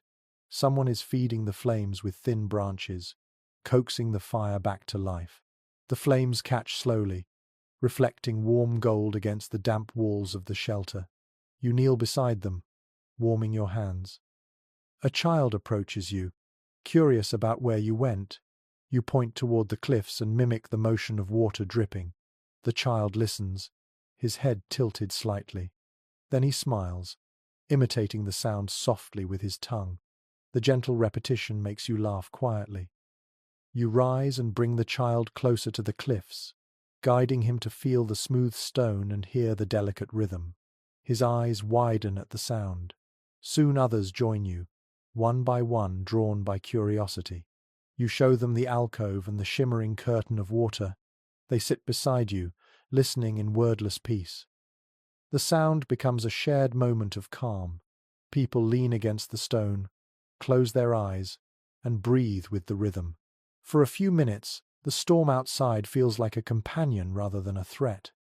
Eventually, you guide everyone back to the shelter. The fire burns strongly now, filling the space with a warm glow. Steam rises from damp hides as they dry near the heat. You sit down beside the fire, your head still filled with the gentle memory of water hitting stone. You lie back on the fresh bedding, letting the muffled dripping from the cliffs echo in your mind. Your breathing slows, your eyes grow heavy. Tonight, when you sleep, it will be to the memory of stone humming with rainwater, the sound that soothed countless generations before you. You wake after a brief, shallow rest, unsure whether minutes or hours have passed. Inside the shelter, the air feels warmer than before. dense with the scent of drying hides and crushed leaves. The fire has dwindled to soft red coals, glowing like sleepy eyes that refuse to close. Outside, the rain shifts again. This time it falls in softer curtains, not the pounding sheets of earlier days. You listen closely. The change is subtle but meaningful. Each shift in rainfall tells a different story. You rise quietly, stepping over the still sleeping bodies curled around the bedding. As you crawl out of the leafy dome, cool air brushes your arms, carrying moisture that settles on your skin like invisible mist. The forest greets you with its constant breath. You inhale, and the air tastes clean, fresh, almost sweet with the scent of new rain striking old leaves. You close your eyes and simply listen. The storm has many voices, but today it speaks in patterns. Thin streams of water drip from branch to branch with a delicate rhythm. Soft hissing comes from areas where rain filters through thick vegetation.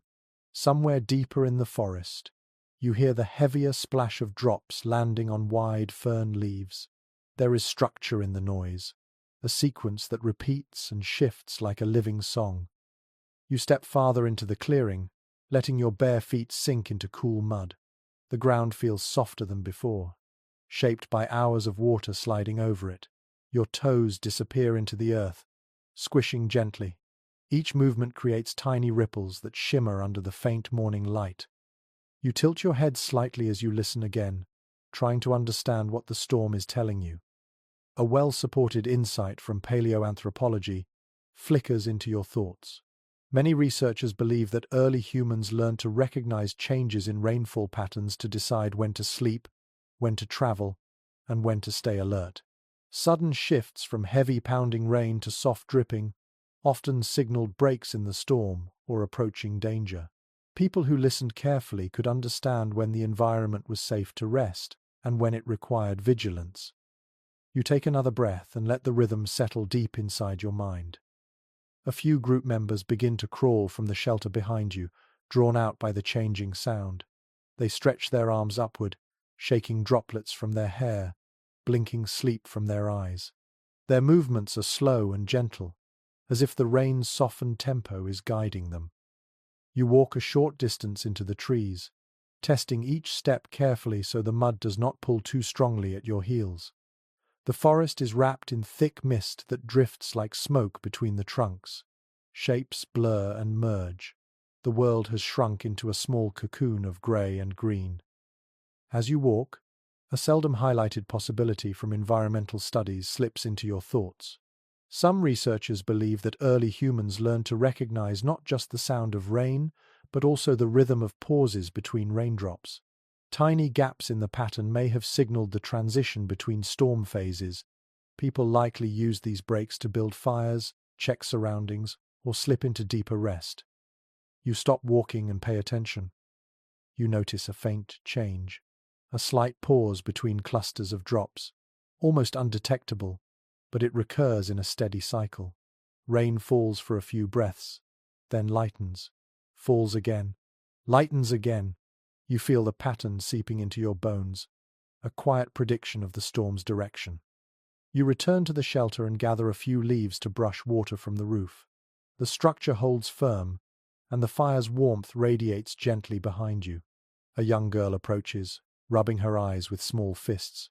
She asks in soft, hesitant murmurs whether the storm will grow louder again.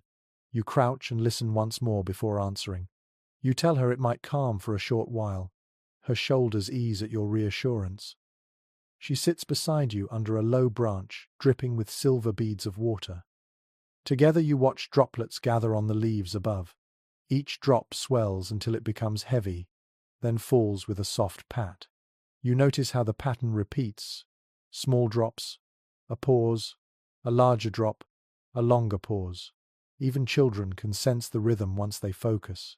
She imitates the sound with little taps of her fingers on her knee. You smile and tap along. As others wake and emerge from the shelter, they gather near you. Their faces reflect the same quiet curiosity. Everyone listens. Rain becomes a teacher, a guide. You decide to walk deeper into the forest to confirm what the rhythm might be predicting. A few others follow, You move together in silence. Water drips from ferns. Branches bow low under the weight of water. Mist clings to every shape, lending an unworldly softness to the forest.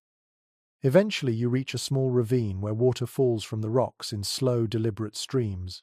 The sound differs from the rain, deeper, more resonant. You crouch and touch the surface of a small pool forming at the bottom. It vibrates gently with each drop, but the surface remains calm overall. The pool has not grown much in the night. This supports what your ears already sensed. The rain may be lightening, even if only briefly. You take this information back to the group. The shelter feels warmer when you return. The fire burns brighter now that more fuel has been added. People sit close, sharing warmth and quiet conversation. You settle beside them, shaking rain from your hair. The group listens as you explain what you observed. Heads nod slowly. Relief flickers across a few tired faces. The slowed rhythm of the storm gives everyone a chance to rest more deeply. You lie down close to the fire, letting the heat seep into your muscles. The bedding smells faintly of herbs and crushed leaves. Above you, the shelter roof catches the softened rain, releasing tiny drops that roll across its surface like beads of glass. The sound is different from yesterday, clearer, more delicate. Your thoughts drift back to the many possibilities researchers still discuss about ancient sleep cycles. Some specialists point out that storms may have guided when people allowed themselves to slip into deeper sleep. The absence of threatening sounds beneath a softened rhythm suggested temporary safety. Others argue that too much quiet could be suspicious, forcing minds to stay half awake. You understand both sides.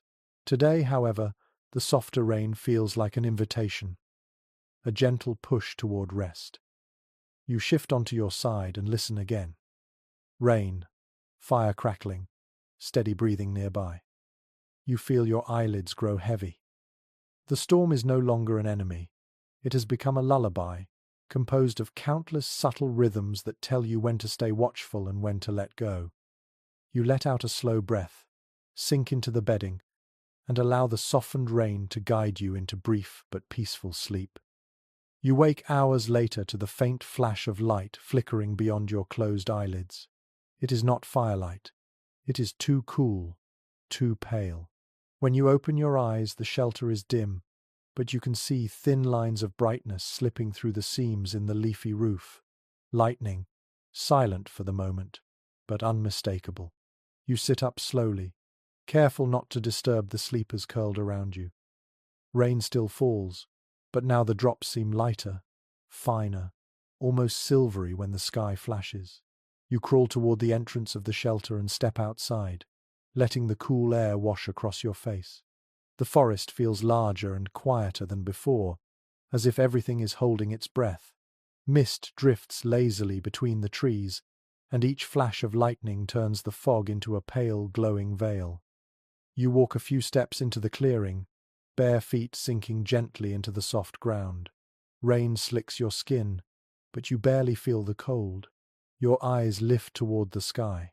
The clouds shift in long rolling shapes, glowing faintly from within each time lightning blooms behind them. You count the seconds, waiting for thunder, but none comes. Silent lightning, just flashes of distant storms traveling across the horizon. A well-known interpretation from ancient climate studies drifts into your thoughts as you watch the sky. Many early humans lived in regions where silent lightning storms were common, especially during transitions between seasons. These storms often signaled heavy rain or shifts in temperature. People likely learned to read these distant flashes as signs of what the next few days might bring. You sense that truth now as you study the sky. A soft footstep behind you causes you to glance back. One of the older hunters has joined you. His hair hangs in wet strands, and his eyes reflect the flickering sky. He asks quietly whether the lightning is moving closer. You listen carefully, waiting for thunder again. Still nothing. You shake your head. Not yet. The hunter stands beside you, arms crossed against the cool air. You both watch the distant glow spreading across the clouds. The flashes appear in soft waves, illuminating the silhouette of bare branches and soaked leaves. The forest transforms for a heartbeat each time the sky brightens, turning into a pale, dreamlike world.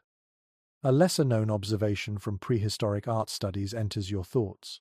Some carved stones show zigzag patterns believed by a few researchers to represent lightning. Whether these marks recorded fear, fascination, or simple observation is uncertain, but it is difficult to imagine early humans ignoring something so striking. The sky becomes a performance during storms, a shifting canvas of white and grey. The hunter murmurs that lightning reminds him of great spirits moving through the clouds. You smile slightly. You have heard versions of that idea from different groups across the land. Even today, standing beneath this trembling sky, the thought does not feel unreasonable. You decide to walk farther from the shelter, curious to see how the forest behaves under this kind of storm. The hunter follows silently. Rain taps lightly on the broad leaves above you. Puddles glow pale for an instant whenever the sky flashes. You notice that the animals are quiet. No rustling, no calls, nothing but the soft hiss of falling rain. You pause near a large tree whose thick roots twist across the ground like ancient ropes. Lightning reveals their shapes in quick bursts before shadows swallow them again. The pattern repeats until you begin to anticipate it. Brightness, darkness, brightness again. The world becomes a slow blink. A conversation from environmental anthropology returns to you as you stand beneath the tree. Some scholars have argued that silent lightning may have lulled early humans into calmer states than storms accompanied by thunder. Without the explosive sound, the sky's flashes became something to watch, not fear. Others counter this idea, saying that unpredictability could create unease. Watching the sky now, you see both possibilities. The lightning is beautiful, and also unsettling. The hunter places a hand on your shoulder and points toward the far side of the clearing. A tree stands tall against the horizon, its branches arching upward like open arms. Lightning flashes behind it, outlining its silhouette in silver light. For a moment, it looks almost carved, as if sculpted by the storm itself. You continue walking until you reach a ridge overlooking a shallow valley. From here, you can see more of the horizon. Each flash spreads across the sky like a sheet of pale fire, illuminating the shifting clouds. The valley below appears briefly, then vanishes into darkness. Grass glows for a heartbeat. Water ripples shine like liquid mirrors. Then all is quiet again. You sit on a large stone, rain dripping down your arms. The hunter sits beside you. Neither of you speaks for a while. The storm is speaking enough for both of you. Another ongoing discussion among researchers floats into your thoughts. Some believe that storms like this shaped early spiritual imagination. Flashes of skylight, silent or loud, could inspire stories, rituals, or attempts to understand forces beyond human control. Whether this shaped daily life or only nighttime fears remains debated, but when you watch the sky now, you feel a deep, ancient awe. You lean back slightly and rest your palms on the wet stone.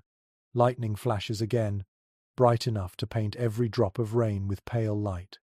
The forest becomes a momentary painting, trees swaying like dark brushstrokes, mist swirling like soft ink, stones glistening like polished bone. You feel the breath catch in your throat. The hunter finally speaks. He says the lightning feels farther away now. You listen again, counting the space between flashes. The intervals grow longer. You nod slowly. The storm is drifting sideways along the horizon, not toward you. But you remain seated. The sky continues to pulse with scattered light, and watching it feels oddly soothing. The rain's rhythm blends with the sky's rhythm, until the world becomes one continuous motion. You lean your head back, letting droplets slide across your cheeks. Eventually, the hunter rises and returns to the clearing, leaving you with the sky. You stay for several more minutes, letting the last flashes linger in your memory. The storm feels like a distant storyteller passing through the night. When you return to the shelter, the group is awake and tending the fire. The leafy roof glows warmly from within. A few sleepy faces look toward you. Someone hands you a warmed piece of root. You bite into it, letting the soft texture ease your hunger. You settle near the fire, drying your arms and listening once more to the softened rain. The flashes outside grow weaker, then vanish entirely. Darkness settles fully over the clearing. You stretch out on the leaf bedding and close your eyes. The memory of the glowing horizon remains behind your eyelids, like gentle light woven into your thoughts. You inhale slowly. The storm will return in its own time. But for now, the sky has told its story, and you let the lingering calm pull you gradually towards sleep. You wake to the faint tremble of your stomach, reminding you that rest alone is not enough. The storm might ease and swell in its own rhythm, but hunger grows steadily no matter what the sky decides. You sit up inside the shelter, brushing stray leaves from your arms. The fire burns low but steady, its glow warming the dim space. Others in the group begin to wake as well, stretching their legs and blinking the sleep from their eyes. The air inside is warm and smells faintly of dried roots and damp hides. You crawl out through the entrance and step into the muted grey morning. The rain continues its steady fall, neither harsh nor gentle, simply persistent. Droplets gather on your eyelashes and slide down your cheeks. You take a long breath. Today you must forage, even in this untiring downpour. Survival means moving when you would rather lie still. Few things in the Stone Age wait for the weather to improve. You gather a group of 3 others, each carrying a small hide pouch slung over their shoulders. Together you step out of the clearing and move deeper into the forest. Mud clings to your ankles with every step, pulling slightly at your feet as though the earth itself is reluctant to let you go. Rain blurs the edges of the world, turning sharp outlines into soft shapes. The forest is dense today, its leaves swollen, its branches heavy with droplets that fall in slow intervals. The rain layers the soundscape so completely that you have to lean close to hear your companion's whispers. But there is comfort in that too. The storm keeps predators quieter, and it masks the noise of your footsteps. As you move, a well-established insight from ancient subsistence studies surfaces in your thoughts. Evidence from prehistoric camps shows that foraging often continued through even the worst storms, because delaying too long risked hunger spreading through the group. Early humans had to search for edible roots, nuts, insects, or small animals regardless of rain or cold. The need for calories never waited for clear skies. Your body understands that truth on an instinctive level. You push aside a hanging curtain of wet vines and lead the group toward a patch of tall ferns. Beneath the fronds, the ground is slightly sheltered, and small plants often take advantage of the relative dryness. You crouch and begin brushing aside leaves. The soil smells rich, alive, and when you dig deeper with your fingers, you find several tubers nestled among the roots. They are small, knobby things, but they will fill stomachs tonight. One of the others laughs softly as she picks up a wriggling beetle from beneath a stone. She holds it up with a proud grin. You chuckle in return. Some ancient groups, as hinted by residues found in old hearth remains, likely used insects not only as emergency food, but sometimes as everyday protein. Whether this particular beetle tastes pleasant is questionable, but hunger softens most judgments. She slips it into her pouch. The rain lightens briefly, giving you a moment of clearer vision. Through the softened haze, you spot a tree with rough bark and wide branches. You gesture for the group to follow. This species often drops edible seeds after heavy storms, shaken loose by the force of the rain. When you reach it, you run your fingers across the trunk. The bark is wet and coarse. Beneath the canopy, the ground is scattered with small dark seeds. You gather a handful and taste one. Bitter, but safe. You deposit several into your pouch. One of your companions stands suddenly, raising his hand for silence. You stop moving, listening carefully. The rain disguises many sounds, but beneath it, you detect a faint movement, a rustle, a shift of weight on wet soil. You narrow your eyes and scan the trees. A deer emerges slowly from behind a cluster of ferns. It pauses, head lowered, nibbling at the drenched foliage. Its coat is darkened by rain, and droplets slide off its ears. You freeze, not wanting to startle it. The others remain perfectly still as well. For a moment, all of you simply watch the animal move through the mist like a calm spirit. A brief thought passes through your mind about ongoing conversations among researchers. Many specialists believe that early human schedules were shaped significantly by the movements of animals during storms. Heavy rainfall could change access to prey and edible plants, forcing people to adjust their routines. Some scholars still disagree on how much storms affected hunting strategy. Watching the deer now, you see the complexity. Storms bring animals closer but also make tracking harder. You do not hunt the deer today. You have enough to gather, and chasing it through slippery mud could be dangerous. Instead, you let it wander away, its shape dissolving into the grey haze. You continue moving. Rain drips from branches in steady lines. Your clothing grows heavier, soaked through. Mud splashes high up your legs. But the forest continues to offer what it can. You collect herbs with serrated leaves that carry a sharp scent when crushed. They might flavor tonight's meal or soothe an upset stomach. You find mushrooms growing along a fallen log. You examine their caps carefully. A few are safe, others are questionable. You take only the ones you recognize with certainty. Ancient people were skilled at reading the forest, but mistakes were often deadly. You whisper a quiet thanks as you place the good mushrooms into your pouch. As you work, rainwater flows off leaves and runs down your neck. You shiver slightly but continue. The forest hums around you. The storm is less violent today, but the air is still heavy with water.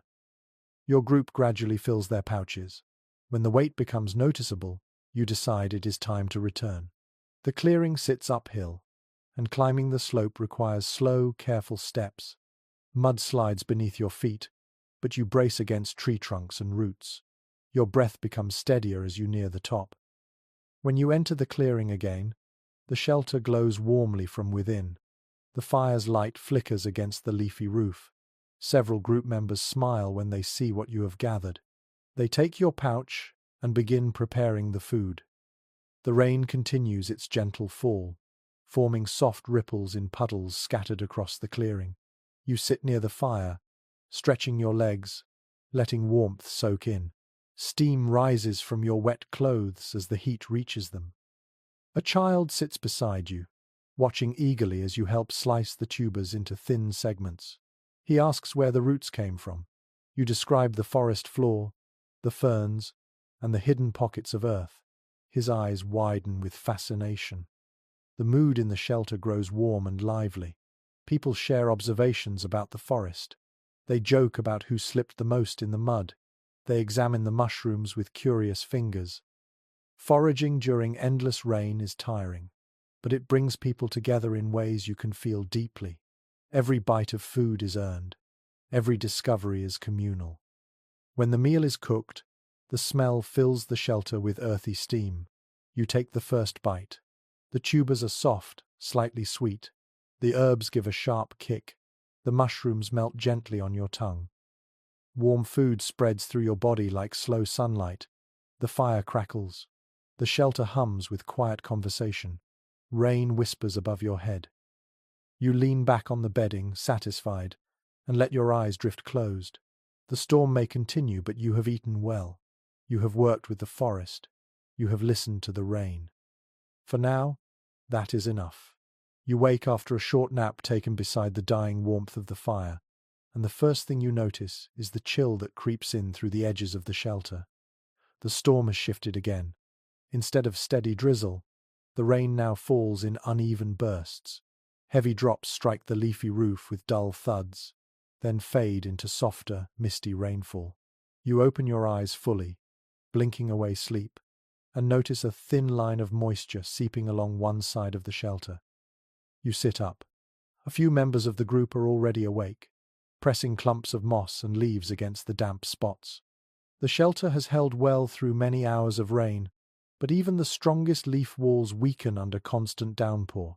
You stretch your back, feeling stiffness in your shoulders, then crawl outside to assess the weather. The forest greets you with cold air that wraps around your arms and settles sharply along your spine. You inhale deeply, tasting the earthy scent of soaked soil mixed with something harsher, clay. The ground ahead looks darker than usual. Water has washed away the top layer of leaves, exposing patches of raw earth beneath. You kneel and press your fingers into the clay-rich soil. It clings to your skin like wet paint. A familiar insight from archaeological studies resurfaces as you rub the clay between your fingertips. At certain ancient sites, traces of clay and packed earth are found near shelter remains. Many researchers believe early humans used clay as a form of primitive waterproofing, sealing gaps in structures or coating the sides of shelters to keep out persistent rain. This interpretation makes sense now more than ever. The mud beneath your nails hints at a useful solution. You gather a handful of the thick clay and examine its texture. Smooth, dense, sticky enough to shape. You smile faintly. The forest offers everything you need if you take the time to notice. Beside you, a young woman joins your side. She kneels and dips her own hands into the wet earth. You explain your idea. She nods and begins gathering more clay. Together, you move along the slope behind the shelter, searching for patches where runoff has gathered the richest deposits. As you scoop the material into a large hide pouch, an intriguing but lesser-known detail comes to mind. Some researchers suggest early communities experimented with mixing clay and crushed bark fibers to make tougher, more durable coatings. Bark fibers help the clay resist cracking when it dried. You tear small strips from a fallen tree's outer bark and crumble them into the clay mixture. The fibers stick easily, forming a thick, sticky paste. Others from the group join the effort. Soon you have enough clay to begin sealing the shelter. The leafy walls have held admirably, but water has found ways to creep in through subtle gaps. You crouch beside one such gap and press the clay mixture into it, smoothing it with your palm. The cold mud sends a shiver through you, but the satisfaction of seeing the gap seal over warms your chest. As the group works, someone comments on how strange it feels to smear mud over leaves and vines. You chuckle. Survival often asks for unusual choices. The clay clings well, molding to the surface as if the shelter were a pot you are shaping together. A long-standing conversation among environmental anthropologists briefly enters your thoughts. Some specialists propose that techniques like this could have sparked early experimentation, leading to pottery traditions much later. When ancient people learned how clay behaved in different conditions, they might have felt inspired to shape it intentionally for storage or cooking. It is hard to know for sure, but the idea feels plausible as you watch clay spread across the shelter walls. The rain continues to fall, but the clay repels the water, sending droplets rolling downward in smooth lines. You test one patch with your fingertip. The layer feels sturdy, slightly textured from the bark fibers within. You nod with satisfaction and move on to the next spot.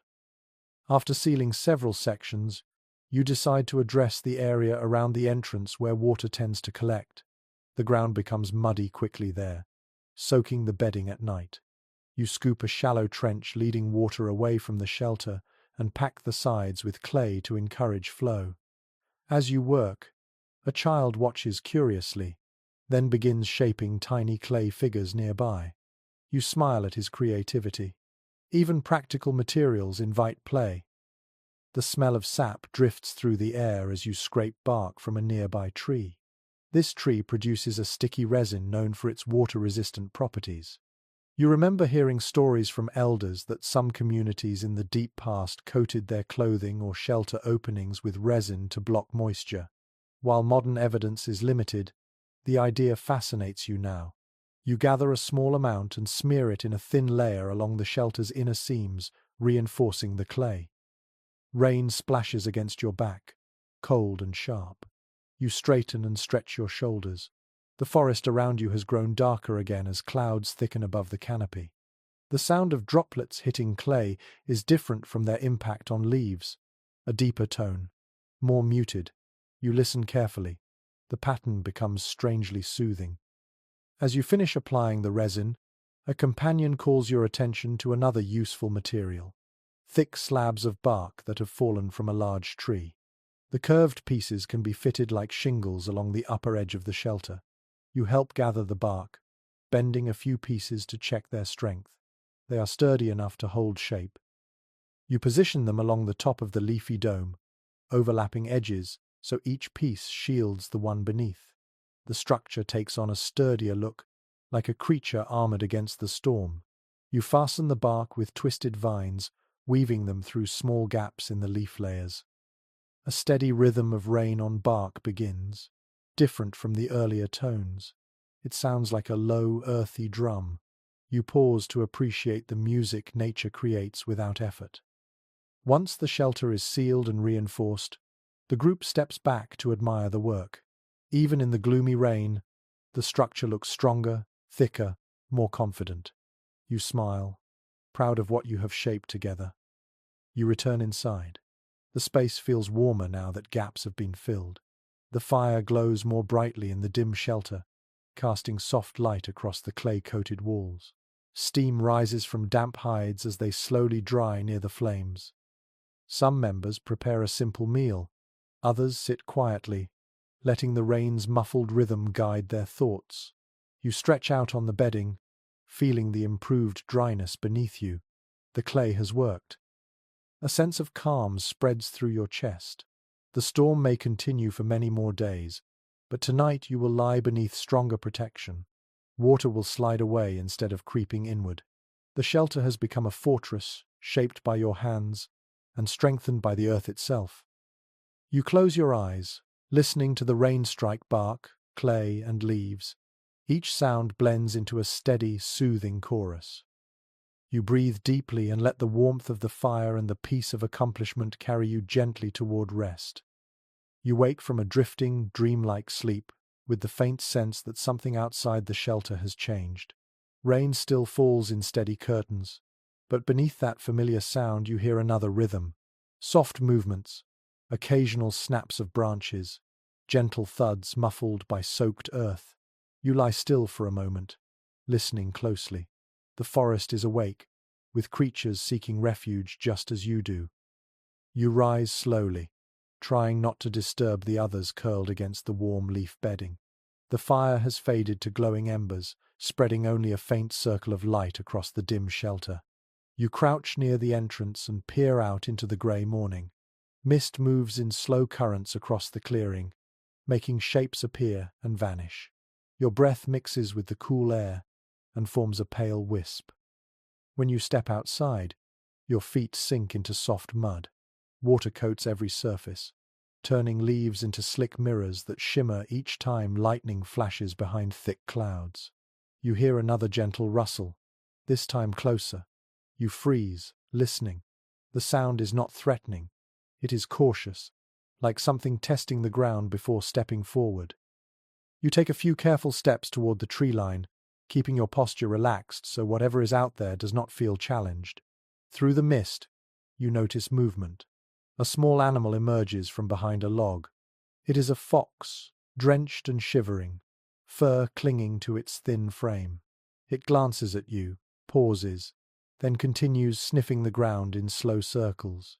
You watch quietly, allowing the creature its space.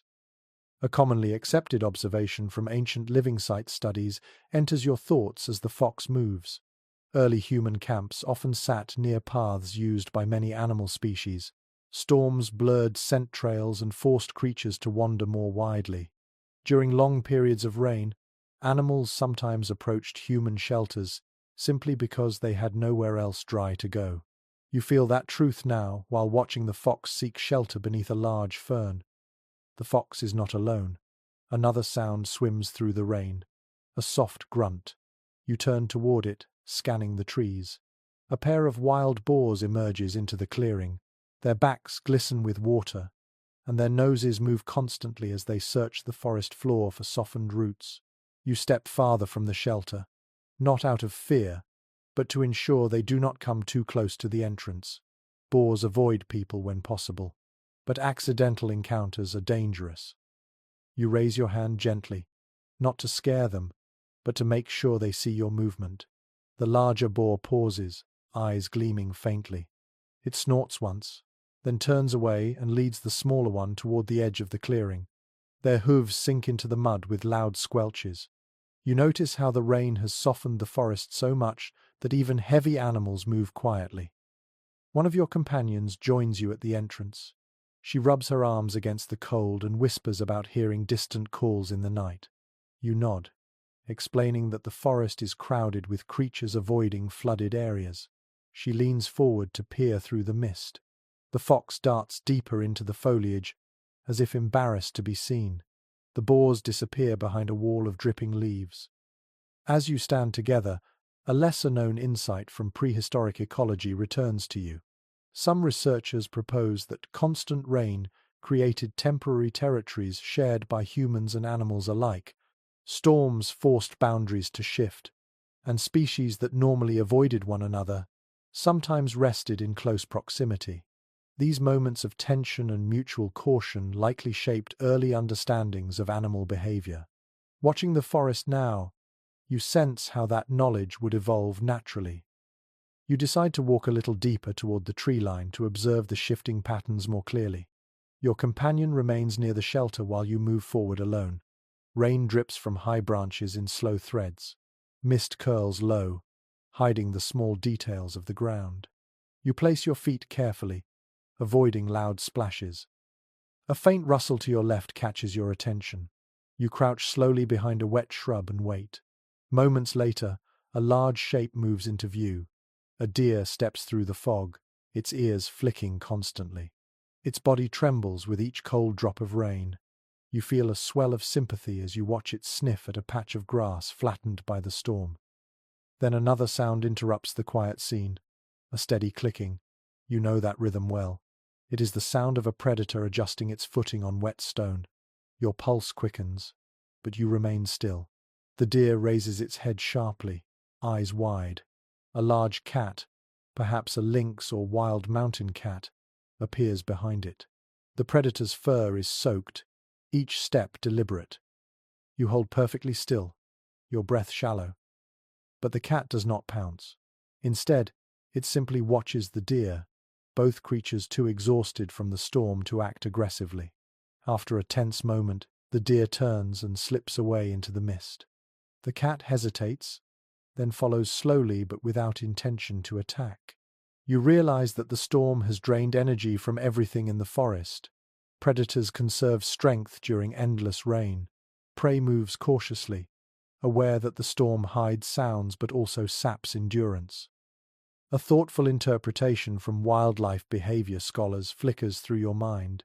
Some believe prolonged storms reduce active hunting among predators, creating short periods of uneasy peace.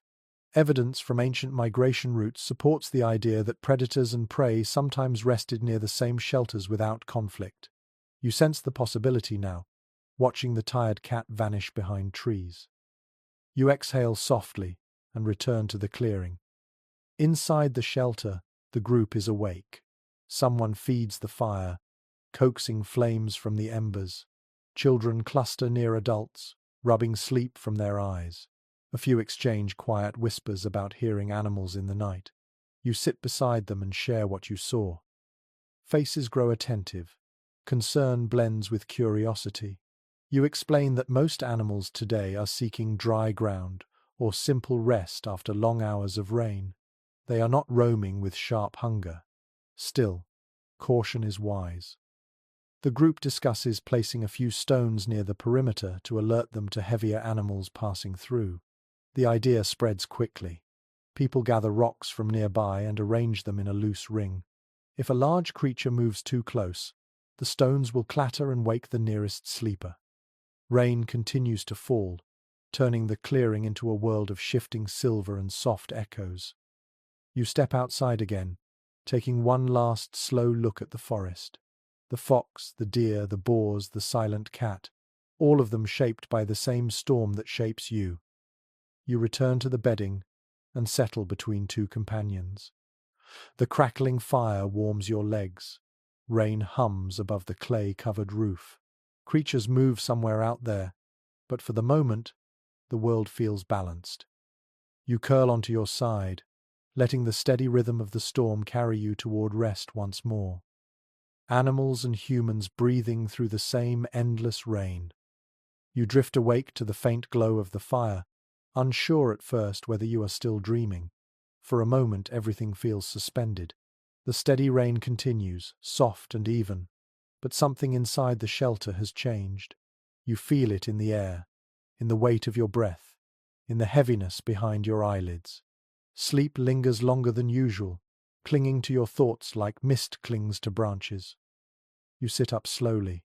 The leaf bedding rustles beneath you. A few others stir nearby, murmuring quietly as they shift.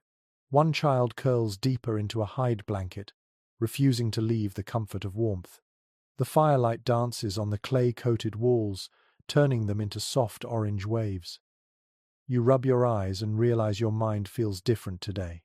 Thicker, heavier, as if the storm has seeped not only into the earth but into your dreams as well. You blink and breathe deeply, trying to dispel the fog inside your thoughts. Outside the shelter, the rain whispers with a gentler voice. You step out carefully, letting the cool air clear your senses. Mist drifts among the trees, curling around your feet like curious spirits. The forest is muted, softened by grey light that filters through the storm clouds. You walk a few steps from the shelter and pause. Your body feels languid, caught between waking and dreaming. You inhale the scent of wet leaves and fresh clay.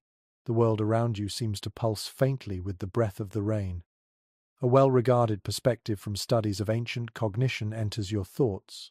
Many researchers believe constant storms shaped the mental states of early humans, altering sleep quality and influencing emotion. The endless rhythm of rain could lull the mind into deeper imaginative states or create a mild haze, making dreams more vivid and harder to separate from waking thoughts. You feel that truth now. Your dreams linger like soft shadows. You sit on a large stone beneath a low-hanging branch. Rain drips steadily from the leaves, tapping your shoulders with cool kisses. You close your eyes again, letting the distant echo of water blend with your drifting thoughts. Inside the shelter, others begin to rise. You hear hushed voices as they speak of strange dreams. One woman describes a vision of walking through a forest made entirely of water. Another talks about hearing voices shaped from the wind. Someone else mentions seeing glowing animals that vanished the moment she touched them. You listen quietly. These dreams feel familiar. Your own were tangled, filled with shapes that shimmered and dissolved. You saw rivers that flowed through the sky. You saw tree roots glowing beneath the soil. You saw the shelter breathe like a living creature. A seldom discussed interpretation from sleep researchers comes to mind. Some specialists think that early humans may have experienced more vivid or symbolic dreams during long storms, because conditions encouraged intermittent, shallow sleep. The constant noise of rainfall kept the mind half alert and half drifting, dreams blurred with reality. It is possible that myths, symbols, and early spiritual ideas were influenced by these in-between states. You breathe slowly, letting your own dreams settle fully into your memory. You rise from the stone and wander deeper into the forest. The ground feels softer today, and your feet sink slightly into the mud. Mist curls around your knees. Rain patters gently across wide leaves, creating soft chimes. You imagine walking through a world that exists between two realms, waking life and a dream shaped by water. As you pass a line of tall trees, you notice a peculiar pattern. Droplets cling to the branches in perfect rows, creating strings of shimmering beads. They tremble each time a breeze touches them. The sight stirs something in your mind. You step closer, mesmerized by the delicate arrangement. You reach out and touch one bead. It splits instantly, sending tiny rivulets down your knuckle. The image lingers in your thoughts, rain forming tiny jewels that dissolve the moment they are touched. You whisper quietly to yourself, describing the movement as if explaining it to someone unseen. The act steadies your mind. Then, from deeper in the forest, you hear soft laughter. You turn, startled, but see only mist drifting between trees. The laughter fades quickly but leaves a lingering warmth in your chest. You wonder whether you imagined it or whether someone else has wandered outside the shelter. The storm can distort sound in surprising ways. As you continue walking, another gentle memory returns to you. Some archaeologists argue that early humans may have interpreted certain dreamlike experiences during storms as meaningful messages. Not supernatural exactly, but guiding impressions that help them navigate uncertainty. Whether this is speculation or grounded in evidence, you understand how it could happen. The world feels different under endless rain, more porous, more open. You reach a shallow pool, fed by dripping water from above. Its surface ripples in perfect concentric rings, spreading outward endlessly. You crouch beside it, watching your reflection distort. Your face shifts into strange patterns each time a drop lands. You close your eyes again, letting the sound of water draw you inward. Moments pass. You lose track of time. When you open your eyes again, the mist feels lighter. You stand and return to the shelter, your mind still wrapped in a soft haze. The fire burns stronger now, filling the space with warm light. People sit near it, sharing food and stories of their dreams. You join them. Someone hands you a piece of roasted root. You chew slowly, the familiar earthy flavor anchoring you back in the present. A companion asks what you saw outside. You pause, searching for the right words. You describe the trembling droplets like beads of glass, the soft laughter carried by the wind, the dreams still clinging to your mind like threads of mist. She listens with interest, her eyes warm. Another group member shares his own wandering thoughts. He says the rain sounded like footsteps pacing above the shelter, though he knows it was only the storm. Someone else mentions that she dreamed of sleeping inside a giant leaf that folded around her like a cradle. You all smile at one another. These strange imaginings do not frighten anyone. They simply remind you that your minds are adjusting to the storm in their own ways. Eventually, you lie back on the bedding again. The fire crackles nearby. The rain whispers its endless lullaby above your head.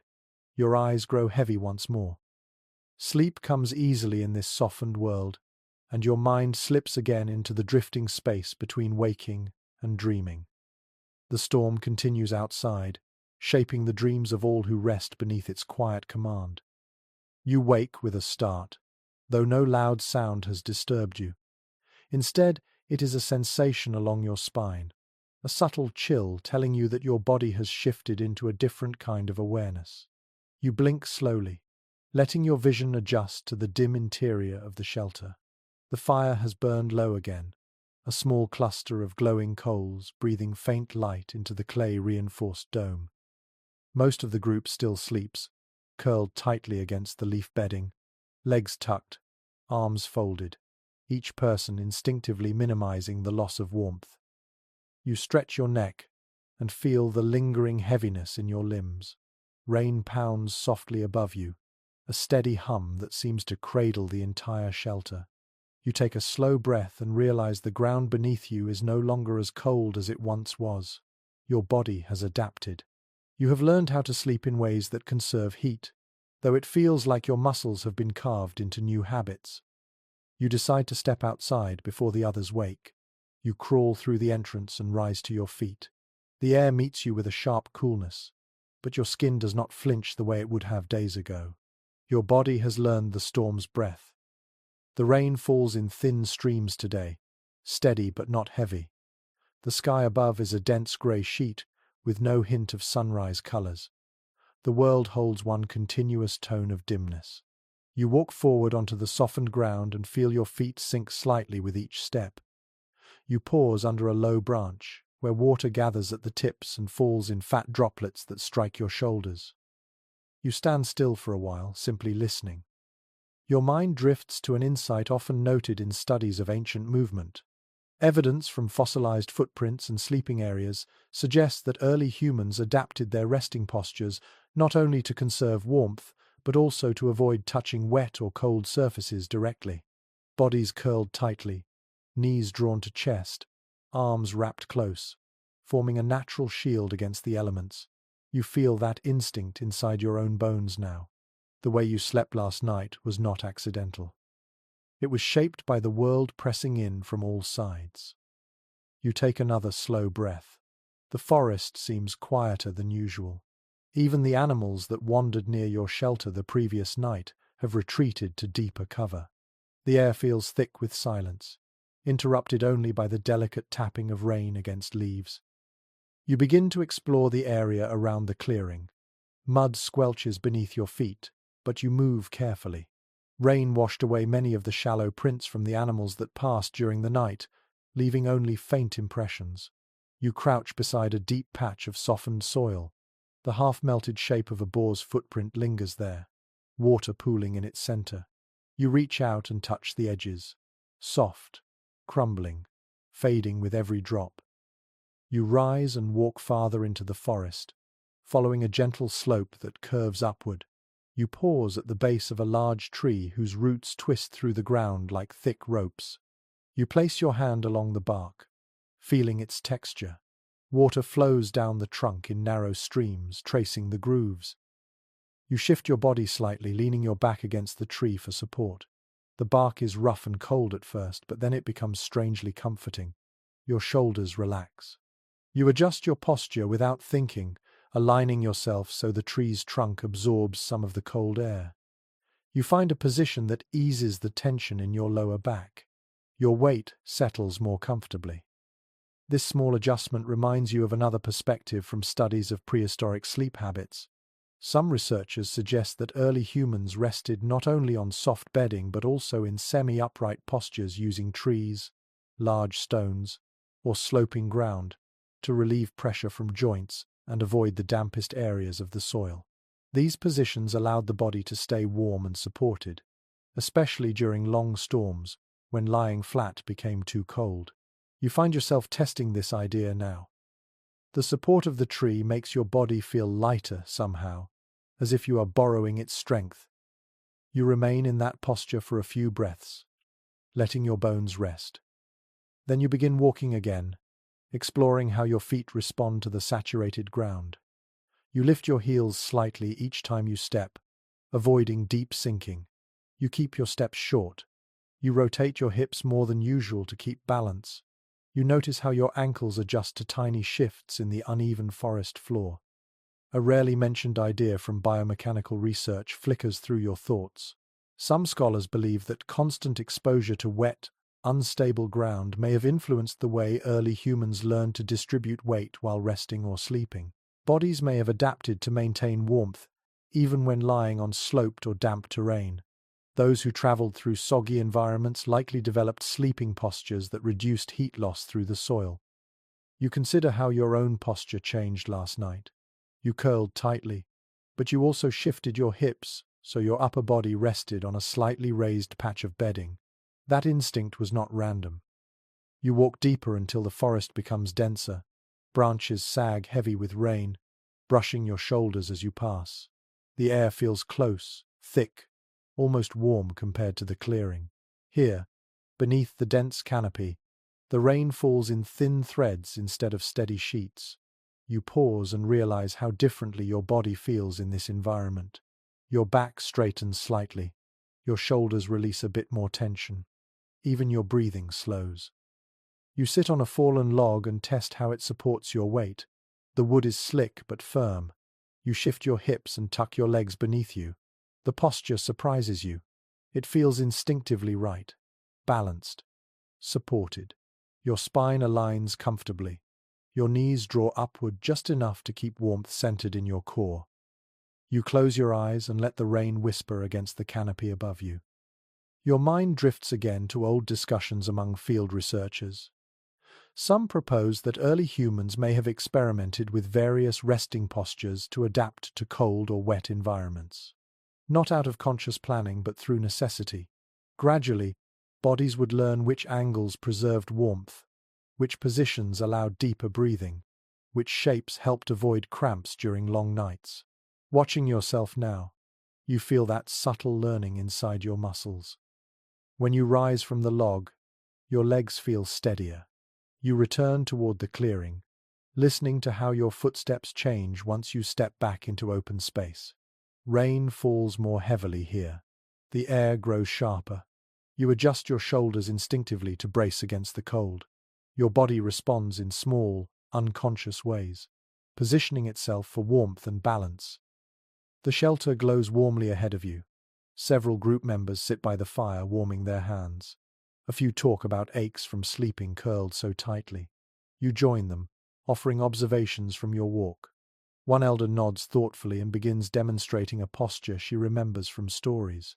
She tucks her legs tightly, crosses her arms, and leans forward slightly to protect her belly from cold air. Others mimic the shape, adjusting slightly to fit their own comfort. A child copies the posture but flops sideways, laughing. The laughter warms the shelter more than the fire. Slowly, the group experiments with new ways to rest. Some lie with knees bent upward. Others lean their backs against stones or rolled hides. The shelter becomes a quiet place of movement, as everyone tests what their bodies need to find comfort in the endless rain. You settle onto the bedding again, curling your legs and shifting your hips so the driest part of the leaf layer supports you. You fold your arms close, relax your shoulders, and feel warmth gather slowly around your chest. Rain continues above you, soft, steady, patient. Your eyes close. Your body learns the storm all over again. You wake to a deep, rolling vibration that travels through the ground before it reaches your ears. For a moment you lie still, unsure whether you imagined it. Then the sky flashes a faint white, and several heartbeats later a low rumble answers from far away. Thunder. Not close, but close enough to shape the tension in the air. The shelter feels heavier, as if the very leaves sense what approaches. You sit up slowly. The fire has burned down to a cluster of reddish coals. A few people are already awake, rubbing their arms or adjusting their bedding. You can see worry on a few faces, though no one speaks yet. Thunder carries a different energy than rain. Rain soothes. Thunder warns. You crawl outside and let the air wash over your skin. It is colder than before, sharp and metallic, tasting faintly of charged sky. The forest stands in hushed stillness. Even the rain seems lighter for a brief moment, as though preparing itself. You tilt your head, listening. The rumble returns, deeper this time. You breathe slowly, feeling your heartbeat fall into its natural rhythm. Fear stirs lightly in your chest, but not sharply. You have spent many nights in the storm already. Tonight, you simply need patience. A well-accepted perspective from ancient weather pattern studies comes to mind as you scan the dark sky. Communities living in open landscapes often learn to read thunder not just as danger, but as timing. Distant rumbling could signal the beginning of a long storm cycle, while closer thunder might warn of flash floods. Early humans likely adjusted their movements and sleep depending on how the thunder rolled. You listen carefully now, hoping to understand which path the sky intends to take. Another flash lights the clouds, this time illuminating the forest canopy in a pale dome of silver. The trees appear almost carved from light for a split second, then darkness folds over them again. A deeper rumble follows, still distant, but perhaps less distant than before. Behind you, a few group members gather quietly outside the shelter. One asks whether the storm is turning dangerous. You hesitate before answering. You cannot predict thunder, but you can read the forest's response. You point to the treetops. Leaves sway lightly, not in panic. The animals that wandered near in previous nights remain hidden, not fleeing. The wind is cool but steady, not wild. These small signs suggest the thunder may circle around you rather than pass directly overhead. Your companion nods, reassured for the moment. You step farther from the shelter to observe the sky. Rain begins to fall more heavily again, turning into thick sheets that shimmer when lightning flares behind the clouds. You count the seconds between flash and rumble. 1, 2, 3, 4. The thunder follows with a long growl. Far enough. You breathe out slowly. As you walk along the edge of the clearing, a lesser-known interpretation from ancient ritual studies floats into your thoughts.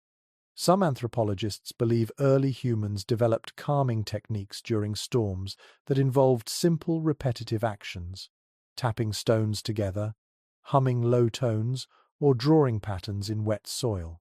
These movements helped settle fear, especially in long nights filled with thunder. You kneel now and trail your fingertips through the mud, making spirals. The simple motion centers your breath. The rain intensifies. Droplets strike leaves with loud slaps, and water cascades down the bark in thick streams. You press your palms together and close your eyes, letting the storm's rhythm wash through you. The next flash is brighter. You open your eyes as the clearing glows white for a heartbeat. Thunder answers more quickly this time, though still far from dangerous. The sound rolls through the valley and echoes against the distant cliffs, traveling like a long sigh across the forest. You return to the shelter, wiping rain from your face. Several group members have gathered around the fire, feeding it small sticks to keep the flame alive. A child curls close to her mother, clutching a piece of hide with white knuckles. Her eyes widen each time the sky brightens, but her mother whispers gentle words into her ear. You kneel beside them and adjust the hide roof, reinforcing it where droplets have begun to sneak through. The clay ceiling holds strong, refusing to let water pass. You feel grateful for yesterday's work. Another rumble shakes the air, then another. The pattern becomes steady. The storm announces itself again and again, like a distant drum asking for attention. You feel your heart sinking with its rhythm. A long-discussed but unresolved question in paleoclimate research enters your mind. Some specialists argue that repeated thunderous storms might have shaped early humans' emotional responses over generations, fostering patience and calm rather than fear. Constant exposure trained people to observe storms without panicking. Others argue the opposite, suggesting storms increased anxiety and encouraged more watchfulness at night. You feel both possibilities alive in the shelter now. Some relax. Some stay tense. All listen. You sit cross-legged near the fire, allowing its warmth to anchor you. Heat spreads slowly across your forearms. The light dances against the shelter's clay-coated walls. The crackling mingles with the distant thunder, creating a layered sound that feels ancient and grounding. You watch your companions shift into more restful positions. One leans back against a large stone. Another curls tightly with knees drawn in. Someone hums a low, steady note, possibly without realizing it. The sound blends with the rain until it becomes part of the storm. Outside, lightning flashes again. Thunder follows quickly, louder this time. A few people flinch. You lean forward, whispering softly that storms often thunder more loudly as they pass across ridges before moving on. The explanation soothes some of them. The child presses close to her mother but no longer trembles. You rise and walk to the entrance once more, needing to read the sky again. The rain strikes your face with sharp taps. You inhale deeply. The air smells charged, faintly metallic, but not dangerous. Lightning appears again, but to the side instead of directly ahead.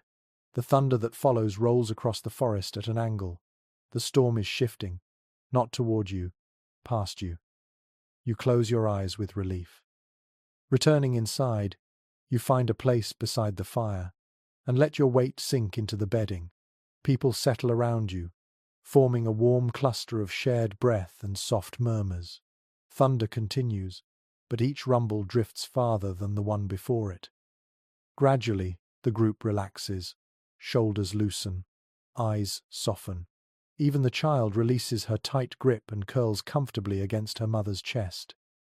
You stretch your legs toward the fire, letting warmth fight the chill that rain left on your skin.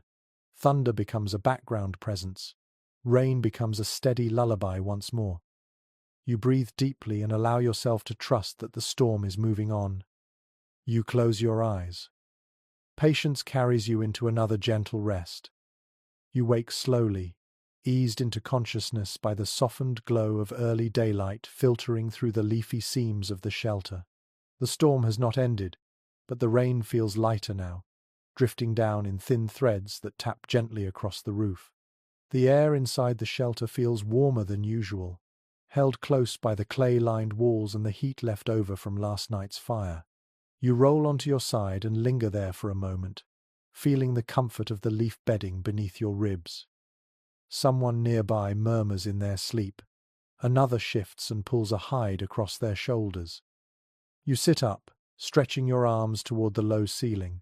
Your joints crack softly, and the warmth in your muscles tells you you've slept more deeply than expected. Outside, the forest breathes in the muted glow of dawn. You crawl toward the entrance and step out, letting cool droplets settle onto your skin. The world feels washed clean. You inhale deeply, savoring the scent of rain mixed with crushed greenery. You stand still, listening. The sounds have changed again. The storm is still present, but its voice is calmer. The gentle patter of dripping leaves blends with the slow sigh of water running down the cliff behind the clearing. You tilt your head slightly, sensing something familiar in this softened rhythm. A well-respected ecological interpretation drifts into your thoughts. Many researchers believe that early humans relied on inherited knowledge passed through countless generations to choose the best resting spots during long rainfall cycles. Families remembered specific ridges, caves, or tree clusters that stayed dry, even when storms lasted weeks.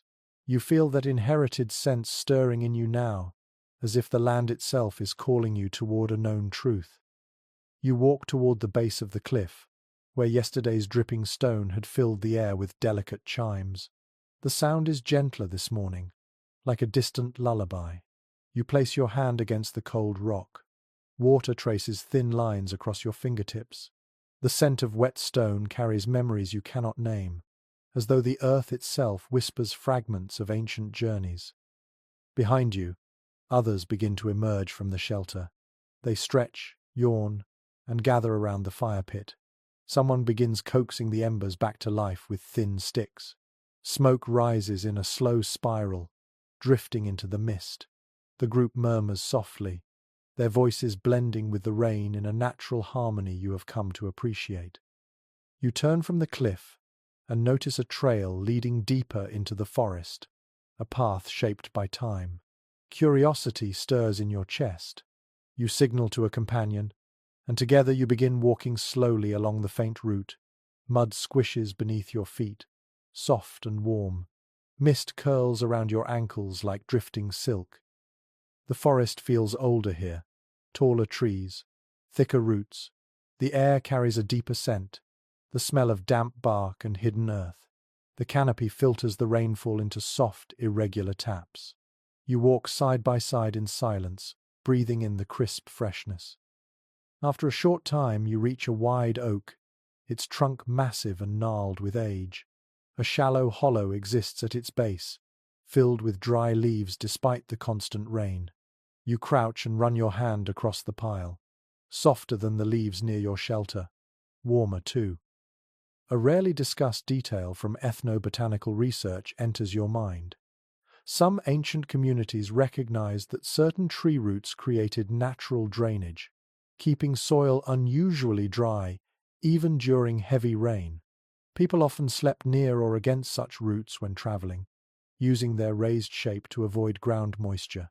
You smile faintly at the memory of this knowledge, marveling at how the land still offers clues if you know how to look. Your companion crouches beside you. Together you imagine how a small group could have rested in this hollow, protected by the oak's vast canopy.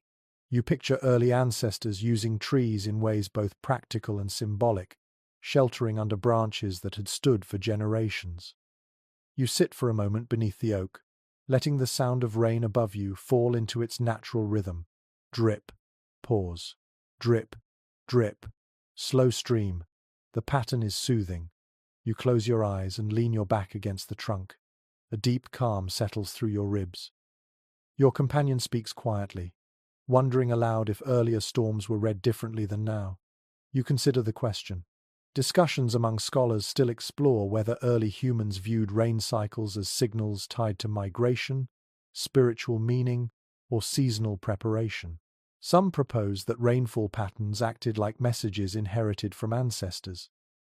Others argue it was simply practical knowledge accumulated through constant observation. You can feel both truths at once while sitting beneath the oak. You rise again and continue walking deeper into the forest. The trail curves upward, and soon you reach a small ridge overlooking a long stretch of trees. Rain falls in diagonal sheets, illuminated by faint daylight. The view feels ancient, untouched. You watch how the mist sweeps between branches like wandering spirits. Water sparkles in thin lines where it leaks off broad leaves. A strange quietness settles around you, the kind that makes every breath feel meaningful. The storm has softened to the point where you can hear your own heartbeat. You step closer to the ridge edge and feel the wind brush against your cheeks. Its cool touch carries hints of moss and distant earth. Your companion nudges you and points toward the valley. Through the drifting mist, you spot an old path formed long before your group arrived. Narrow, curved, shaped by footsteps over countless years. It winds along the valley floor like a memory etched into the land itself. A small, curious hypothesis from migration studies comes to mind. Some specialists believe that paths like this may not have been formed by one group alone, but by repeated use across generations. People return to the same safe areas, the same sleeping spots, the same high ground when storms overtook the land. Knowledge passed quietly, not through language alone but through movement. Bodies remembered what maps had never recorded. You breathe deeply, letting that understanding settle into your chest. This path below may have been walked by ancestors you'll never know, and now you stand above it, sensing the faint echo of their decisions. You begin the slow walk back to the shelter. As you descend, the forest brightens slightly. Rain continues, but the mist thins, revealing clumps of ferns and clusters of mushrooms along the ground. The air feels cleaner now, lighter, despite the weight of continuous rain. When you return to the clearing, the fire burns brighter. Warm light spills through the entrance. People are quietly preparing the morning's food. Roots sliced thin, herbs crushed, berries rinsed in rainwater. A few children sit near the fire, drawing shapes into damp soil with sticks. You join the group and share what you saw. Faces brighten with interest. Some nod knowingly, as though the land's hidden places are familiar even if they have never visited them. As the rain continues, you settle onto the leaf bedding. Your body relaxes, your breath slows. Your mind feels anchored by ancestral memory, a sense that others have endured storms like this and left faint trails of wisdom behind. You close your eyes and let the sound of the rain fold gently around you. Tonight, you rest with the comfort that the land remembers what you need to know. You wake again to the softened glow of the firelight and the scent of crushed leaves warming near the embers. The storm has not stopped. It seems determined to shape every hour of your days and nights. But this morning the rain falls with a steadier rhythm. Not harsh, not gentle, simply persistent, as if reminding you that it has not finished its work. You sit up slowly, stretching your back, and listen to the droplets tapping the leafy roof in patient patterns. When you crawl outside, cool air greets you, carrying the scent of wet bark mixed with a faint sweetness drifting from the deeper forest. You inhale deeply, letting the crispness settle into your chest. The clearing glows faintly under a pale sky, and water glimmers across surfaces like scattered beads of glass. Your group begins to stir behind you. Quiet voices rise, soft with sleep. As you stand in the clearing, you notice fresh footprints along the muddy edge, not from your group. They are shallow impressions with distinct edges, suggesting another band of people passed by during the night or early dawn. You crouch beside them and touch the nearest print. Cool, fresh. Water has collected within the impression, but the edges remain intact. Whoever made them was not far ahead. A well-supported idea in anthropological research enters your thoughts. Many early human groups moved in loose territories that overlapped with others. They did not build fixed borders but followed seasonal patterns, water sources, and foraging routes. Encounters between groups were common, sometimes friendly, sometimes tense. Rainstorms often encouraged people to move in search of better shelter or food, increasing these contacts. You feel the weight of this knowledge now, as you study the footprints. You straighten and follow the trail a short distance. The prints lead toward a patch of tall ferns at the forest's edge. When you push the fronds aside, you find a few broken stems and a smoothed patch of soil where someone knelt or rested briefly. A faint smell lingers in the air. Smoke, not from your fire. Another group must have traveled nearby, their scent carried through the rain. Your pulse quickens with curiosity. You glance back at your shelter, then continue deeper, following the faint signs. You move slowly, listening for voices or movement. The rain muffles most sounds, turning the world into a soft blur of hissing water and distant dripping. After a short walk, you find traces of earlier activity beneath a wide cedar tree. The ground here is dry enough for footprints to remain more clearly. You see several adult prints, smaller ones from children, and the faint scuff marks of something dragged across the forest floor, perhaps a bundle of hides or a bag of foraged roots. The direction of the tracks tells you they were moving northward. A seldom mentioned interpretation from studies of early social networks drifts into your thoughts. Some groups, even when unrelated, may have shared knowledge informally during encounters, where edible plants grew after storms, which rivers were rising, which predators had moved recently. These exchanges could be brief and subtle, but essential for survival. You imagine meeting another community beneath this cedar, sharing observations of the storm, perhaps trading dried food or warning each other of swollen rivers. You touch the bark of the cedar trunk. It is rough and thick, its scent rich and grounding. The branches above provide a surprising shelter from the rain. You close your eyes and imagine the other group resting here, perhaps building a small fire to warm children before continuing their journey. As you walk back toward the clearing, your mind lingers on the possibility of meeting others soon. Not all meetings are peaceful, but storms often encourage cooperation. Shared struggle can soften suspicion. When you return to the shelter, the group has fully awakened. People sit near the fire, eating a simple morning meal of warmed roots and berries. You share what you found, the footprints, the resting place, the possibility of nearby travelers. Some faces brighten with interest. Others look cautious. One elder nods thoughtfully and remarks that during long rains, groups often follow similar paths in search of dry ground. Together you discuss the possibility of encountering these neighbors. You decide to remain observant, but not fearful. The storm pushes all families into movements they did not plan. Understanding this eases tension. After eating, a few group members help reinforce the shelter again. Rain has loosened some of the clay patches, and you reapply mud mixed with bark fibers to seal the outer seams. Water slides smoothly down the shelter walls, and the structure feels even sturdier than the day before. You stand back to admire the improvements when a faint sound carries through the trees. Muffled footsteps, several of them, steady and cautious. You signal the group to keep calm. Everyone moves quietly but without alarm, gathering near the fire in relaxed positions that communicate neither fear nor aggression. Moments later, figures appear through the mist. 3 adults and 1 child, all soaked from the rain, carrying small bundles over their shoulders. They pause just inside the clearing, observing your shelter and the group gathered around the fire. Their expressions are watchful but weary. You step forward slowly, palms open and visible. You greet them with calm gestures shaped by instinct more than by words. They exchange glances, then mirror your movement, lowering their shoulders slightly in acknowledgement. This moment reminds you of an ongoing discussion among archaeologists. While material evidence of early intergroup communication is scarce, many believe that small gestures, shared postures, and relaxed stances may have played a crucial role in peaceful encounters. These subtle cues could communicate intentions and reduce conflict long before language became elaborate. You invite the travelers closer by stepping aside from the fire.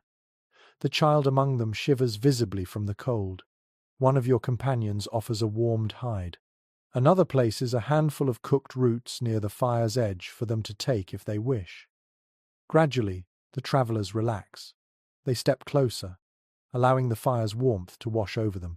You notice signs of exhaustion in their faces, dark circles beneath their eyes, tension in their shoulders, and the slow, worn movements of people who have slept in unsafe places for several nights.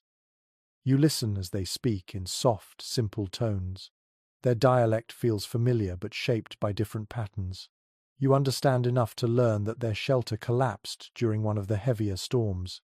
They have been moving through the forest since yesterday, searching for a place to rest that was not flooded. Your group responds with equal simplicity. You explain that your shelter stands strong for now and that they are welcome to share warmth until the next break in the rain. They nod gratefully and settle onto nearby stones. The clearing fills with new energy, warm but cautious. The two groups observe one another carefully. Faces soften, shoulders drop. The child who arrived with the travelers sits near a pair of your own children, quietly watching the steam rise from their hands as they dry them near the fire. You notice a curious calm settling over both communities. Perhaps it is the presence of others who understand the strain of the storm.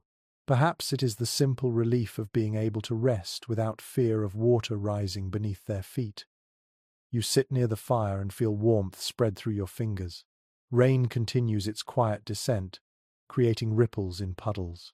Clay along the shelter walls glistens softly. The sky above remains pale and misty. You feel grateful for the encounter, not because it promises anything, but because it reminds you of the invisible threads connecting groups who travel through the same wild world. Each choice, each shelter, each fire is part of a larger story you share without ever planning it. As the travelers rest, you lie back on the leaf bedding and let your eyes close. The fire crackles softly, rain hums overhead. Nearby strangers breathe the same damp air, warmed by the same flame. You drift gently towards sleep, sensing the quiet harmony of two groups finding brief refuge together beneath the endless rain. You wake to the sound of low voices blending softly with the rain. For a moment, you are not sure whether you are hearing dreams or reality, but when you blink and sit upright, you see both groups gathered near the fire. The travelers who arrived yesterday sit close to the warmth, their shoulders eased, their faces less drawn from exhaustion. Your own companions sit beside them, eating small pieces of softened root and sharing quiet words. A calmness hangs over the clearing like a fragile blanket. You stretch your legs and step outside the shelter. Overnight, the rain seems to have changed its mood again. It falls in slow, steady sheets, not forceful but constant, as if determined to continue for days more. The air tastes clean yet heavy with moisture, and the ground feels almost spongy beneath your feet. You kneel and press your palms to the earth. Water seeps up between your fingers. Even the higher ground you chose days ago is beginning to feel saturated. You take a long breath and glance toward the river path you walked earlier in the storm. You cannot see the water from here, but you feel its presence in the air like a pulse. If the rain continues, the river will swell again, perhaps more than before. Movement and shelter will depend on these cycles. A commonly accepted perspective from environmental archaeology passes through your mind. Many ancient communities shaped their routines around seasonal cycles of storms, using each long rainfall to adjust their migration paths. These storm periods were not random interruptions but signals that guided when groups should relocate, gather resources, or conserve energy. You sense that the current storm is doing exactly that, shaping your days and nights without pause. As you approach the fire, the travelers greet you with nods and warm eyes. The child you first saw shivering now sits wrapped in a hide, more alert, eating a berry offered by one of your companions. You kneel beside the fire and warm your hands, letting the heat settle deeply into your bones. The leader of the visiting group sits across from you. Her face is strong, lined with long experience, and her voice is low as she explains the path her group followed. They came from the north, where the storm had struck harder.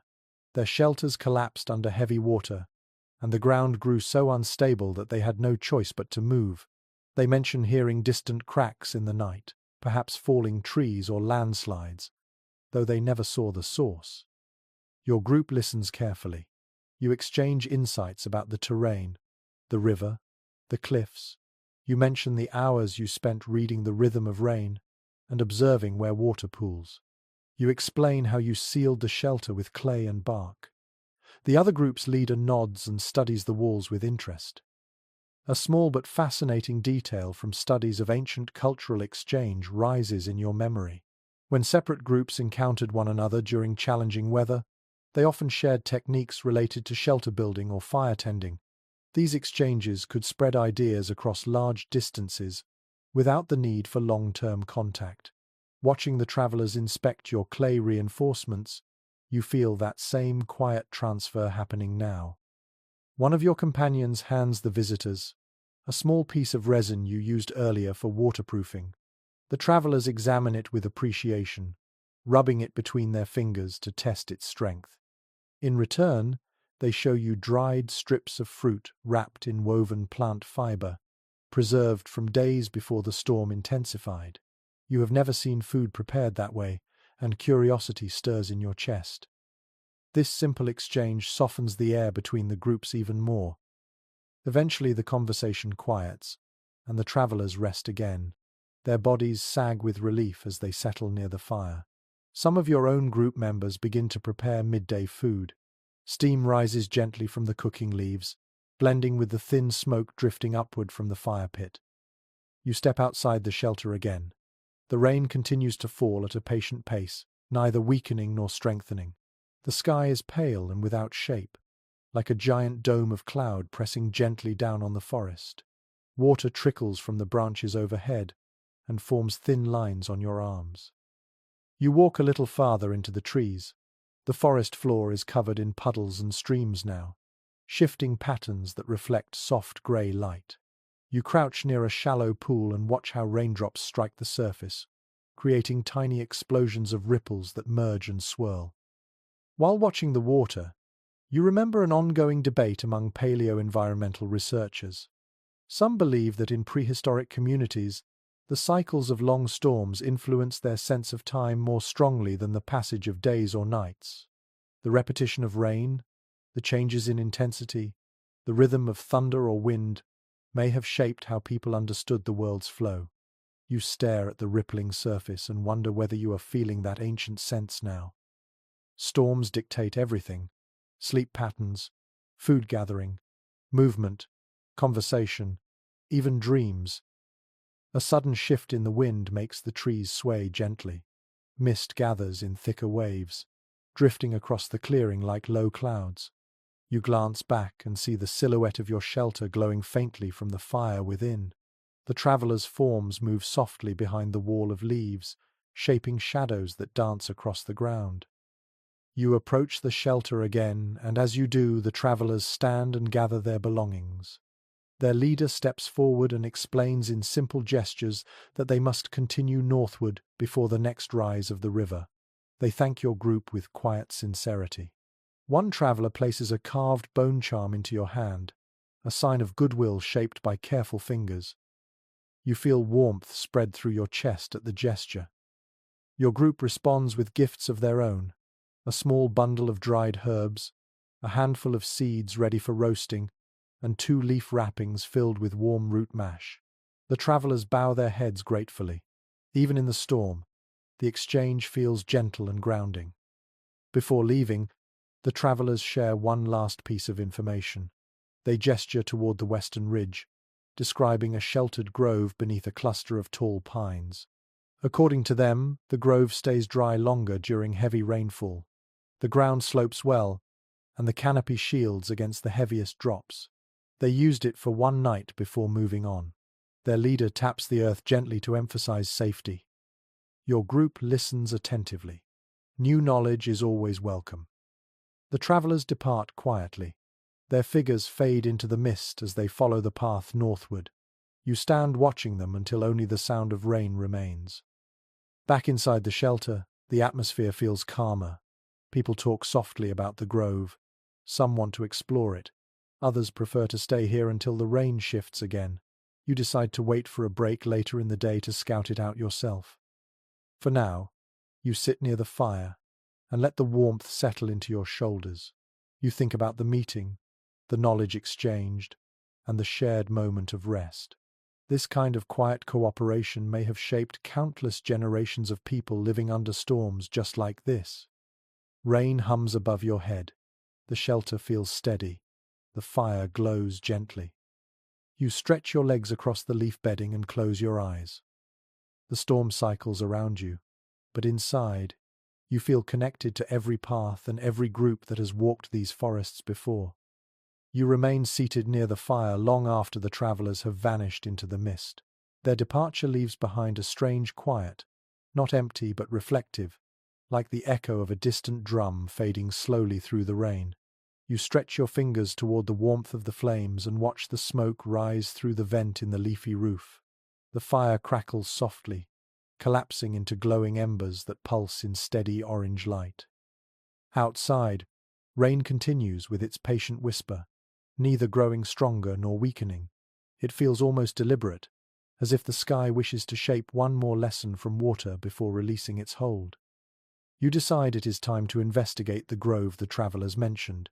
If the storm intensifies again, knowing where another dry place lies could shape the next days of your journey. You gather a few sturdy branches, tighten the hide around your shoulders, and signal to two companions. They rise from the bedding with quiet determination. The group relies on these small scouting missions, especially when the storm pulls the world into constant change. The three of you step into the forest. Mud presses against your ankles. Leaves shimmer beneath the rainfall. Mist shifts and swirls like living breath. Each step demands balance.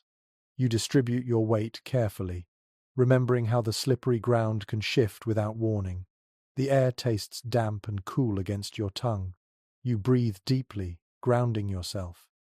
You follow the footprints left by the travelers' shallow impressions now softened by new rain. They guide you along a faint trail marked by broken ferns and bent grasses. The slope rises gradually toward the western ridge. Trees grow taller here, their roots twisting across the ground like thick veins. The canopy knits itself tightly overhead, catching much of the rainfall before it reaches you. Droplets fall in slow streams instead of sudden bursts. A well-regarded interpretation in landscape archaeology slips into your thoughts as you walk. Many ancient groups learned to use ridges as natural markers of safety, knowing that elevated ground absorbed less water and offered clearer visibility. These rises served as both lookout points and memory anchors in the vastness of the forest. You feel the ridge calling to you now, a familiar shape even though you have never walked it before. As you climb higher, the rainfall softens further. Your steps become easier. The trees part slightly, revealing tall pines whose branches form an overlapping canopy so dense that only thin ribbons of water slip through. You step beneath them and instantly feel a shift. The sound of rain becomes muffled. The ground feels firmer. The air carries the sharp, clean scent of pine resin. Your companions look around with wide eyes. This grove feels different, older, quieter, almost sacred in its stillness. You walk deeper into the pine cluster. The earth rises in gentle mounds, covered with dry brown needles. Rainwater runs off in narrow channels, leaving patches of ground untouched by moisture. When you kneel and press your palm into the soil, it feels cool but not saturated. Even after days of relentless rain, the grove remains resistant to flooding. A lesser-known theory from forest ecology surfaces in your mind. Some researchers propose that certain tree communities create microenvironments that protect ground layers from excessive saturation. Their root systems direct water away, and their overlapping branches break rainfall into soft mist before it reaches the soil. Ancient humans likely recognized these special areas and used them as temporary camps during long storms. You feel that understanding resonate through your body as you stand beneath the pines. Your companions kneel beside you and test the earth. One of them smiles softly and says the ground feels almost like dry leaf bedding. The other runs her fingers through the pine needles and marvels at how warm they are compared to the soaked soil of the clearing. You walk a little farther and discover a natural hollow between two large roots. It forms a shallow basin sheltered from the wind. You sit inside it and the shape seems to cradle your body with surprising comfort. Rain falls faintly above, but only a few droplets reach you. You close your eyes and let the stillness wash over you.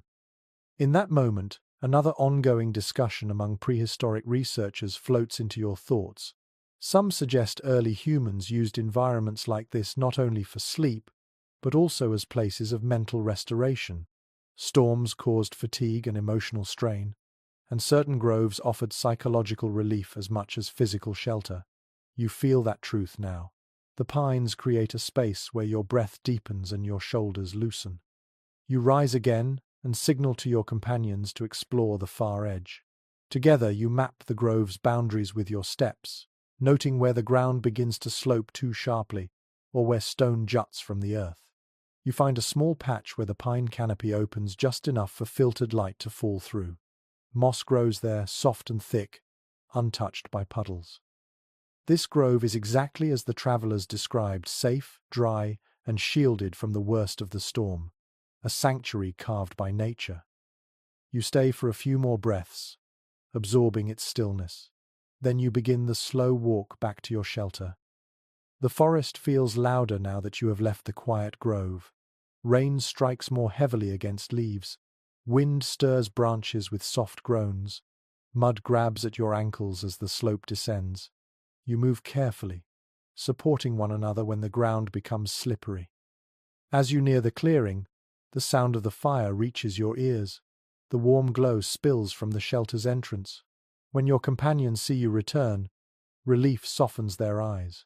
You share your findings, describing the dry soil, the protective canopy, the sturdy roots shaped like natural cradles. The group listens with quiet excitement. Knowing such a refuge exists brings comfort, even if you stay here for now. Several members gather near you, asking whether you felt anything unusual in the grove. You tell them the truth. It felt peaceful, steady, almost comforting in its silence. They nod, understanding the value of a place that settles both mind and body. Food is prepared and shared. The shelter warms. The fire crackles. Rain continues its steady hum above your head. Later, as you lie on the leaf bedding, your thoughts drift to the cycles of storms that shape the land. How each shift in rainfall brings new challenges and new knowledge. How people before you have walked through forests under endless rain, learning where to stand, where to sleep, where to listen.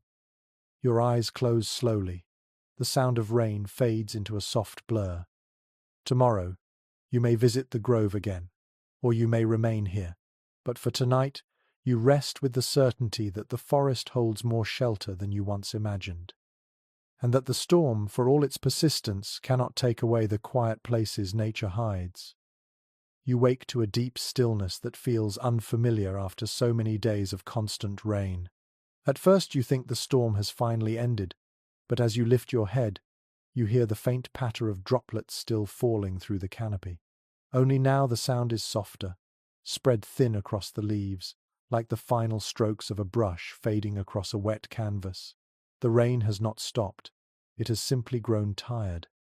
You sit up slowly, brushing crushed leaves from your shoulders. Warmth from the fire lingers in the clay-walled shelter, and the bedding beneath you feels drier than usual. Your companions stir around you, stretching, rubbing their eyes, murmuring quiet words to one another. The storm has softened just enough to let everyone sleep a little more deeply. You crawl outside and stand in the clearing. Mist hangs low across the ground. Steam rises from damp earth as the first thin strands of daylight slip through the trees. The air tastes fresh, clean, almost sweet. For the first time in many days, you see hints of color returning to the world, the faint green glow of moss, the warm brown of pine bark, the gentle amber hue of forest soil beneath the mist. You breathe in deeply, filling your lungs with the cool morning air. Your skin tingles. Something feels different, not in the storm, but inside you. A calmness settles over your shoulders, quieter than the rain and steadier than firelight. Perhaps it is the knowledge that this long cycle of rain may soon loosen its grip. Or perhaps it is the sense that your group has grown stronger, shaped by every night spent under dripping leaves and every day spent gathering roots beneath dark clouds. You walk toward the edge of the clearing and listen carefully. The forest carries a new sound this morning, the slow dripping of water falling from soaked branches, collecting in shallow pools that no longer grow deeper. Even the wind seems to move differently, brushing lightly through the trees instead of pushing against them. A familiar insight from ancient environmental studies drifts into your thoughts. Many early communities learned to read the subtle cues of a storm's ending long before the sky cleared fully. They noticed how the sound of rainfall changed, how the scent of the air shifted, how animals moved with cautious optimism. These signs shaped when they chose to return to open spaces, when they traveled, and when they allowed their bodies to rest more deeply. You close your eyes and sense those cues now. Behind you, others emerge from the shelter. Some stand beneath the thinning rain with their faces turned upward. Others examine the clay walls you built days ago, running their hands along the dry spots that resisted the storm. A few children kick lightly at the softened earth, watching droplets rise like sparks. You gather the group and share what you sense. The storm is weakening, not ending entirely, but moving toward a new phase. The group listens, eyes brightening with hope. Some speak of traveling soon, of checking the swollen river, of seeing whether the grove beneath the pines remains dry enough to guide tomorrow's paths. Before moving anywhere, you help reinforce the fire. Thin sticks catch the embers quickly, and bright flames rise in slow, curling gestures. Their warm light glows through the shelter entrance and reflects across damp leaves. You sit beside the fire for a while, letting your breath fall into a steady rhythm. Rain whispers above your head, but the sound no longer carries the heavy weight of earlier nights. Instead, it feels like the quiet at the end of a long story, a soft, lingering footnote written across the canopy. As you eat the morning meal of roots and softened berries, someone asks whether you dreamed during the night. You take a moment to remember. Your dreams were gentle, filled with images of pine needles falling slowly around you, of water becoming thin threads of silver, of distant voices speaking softly across the valley. A thoughtful interpretation from some researchers returns to you. They propose that ancient people often dreamed most vividly at the tail end of storms, when exhaustion eased and anxiety lessened. These dreams could shape thoughts about the future, influencing where groups traveled next.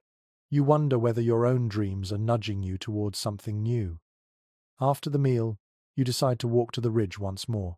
A few companions join you. The mud feels firmer today, no longer clinging heavily to your ankles. The forest floor holds your weight with more confidence, as if welcoming your steps again. As you climb the ridge, mist swirls around your feet, lifting lightly with each breath of wind. When you reach the top, the view stretches farther than it has in days.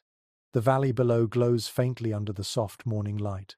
Rain still falls in thin curtains, but you can see breaks in the grey sky beyond the distant trees. The storm's heart has moved on. Your companions marvel quietly at the view. For a moment all of you stand still, letting the cool air rest in your lungs. You feel the world growing wider again. Paths that were hidden beneath floods or curtains of rain now reveal themselves in faint lines and subtle curves. You step closer to the edge of the ridge and listen. Birdsong. Not loud, not many, but a few tentative notes drift from somewhere deep in the forest. The first natural voice you have heard in many days. A smile spreads across your face. The forest is waking. As you descend from the ridge, you feel the ground rise with each step, buoyant with new possibility. You walk back to the clearing with renewed energy. When you arrive, the group is already preparing for the day, bundling hides, sorting remaining food, and tending the fire. You sit near the shelter and run your fingers along the smooth clay. It has held strong. The leaves above still glisten with water, but the inside remains mostly dry. You think of everything the group endured. The first restless nights, the rising river, the animals passing through the trees, the clay you shaped with your hands, the shadows in the storm, the quiet visitors who shared warmth with you. Each moment is woven into this shelter like fibers in a basket. Rain continues, but now it falls lightly, like a promise that the end is near. You lie back on the bedding for a final moment of rest. Your eyes slip shut. The sound of the storm becomes a soft hum. Your breath slows. Your muscles soften. Your thoughts glide toward quiet. And slowly, gently, this long, wet chapter begins to close.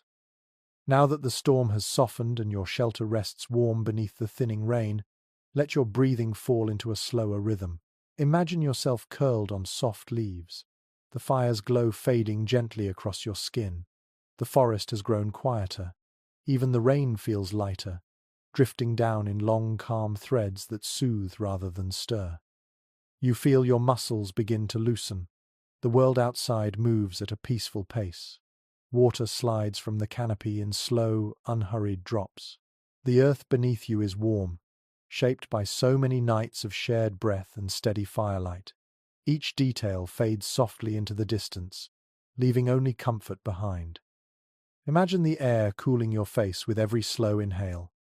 Picture the quiet glow of the last embers painting faint patterns on the shelter walls. The storm's long voice has become a whisper now, a gentle lullaby guiding your thoughts. No need to move, no need to plan. Just let the rhythm of rain drift around you like a soft blanket. Let your mind settle the way water settles in a calm pool after days of wind. Your breath grows deeper still. Your eyelids grow heavier. The forest holds you safely, wrapped in its timeless patience. Everything that mattered today can wait until morning. Tonight, there is only warmth, only stillness, only rest. Let the rain guide you into quiet dreams.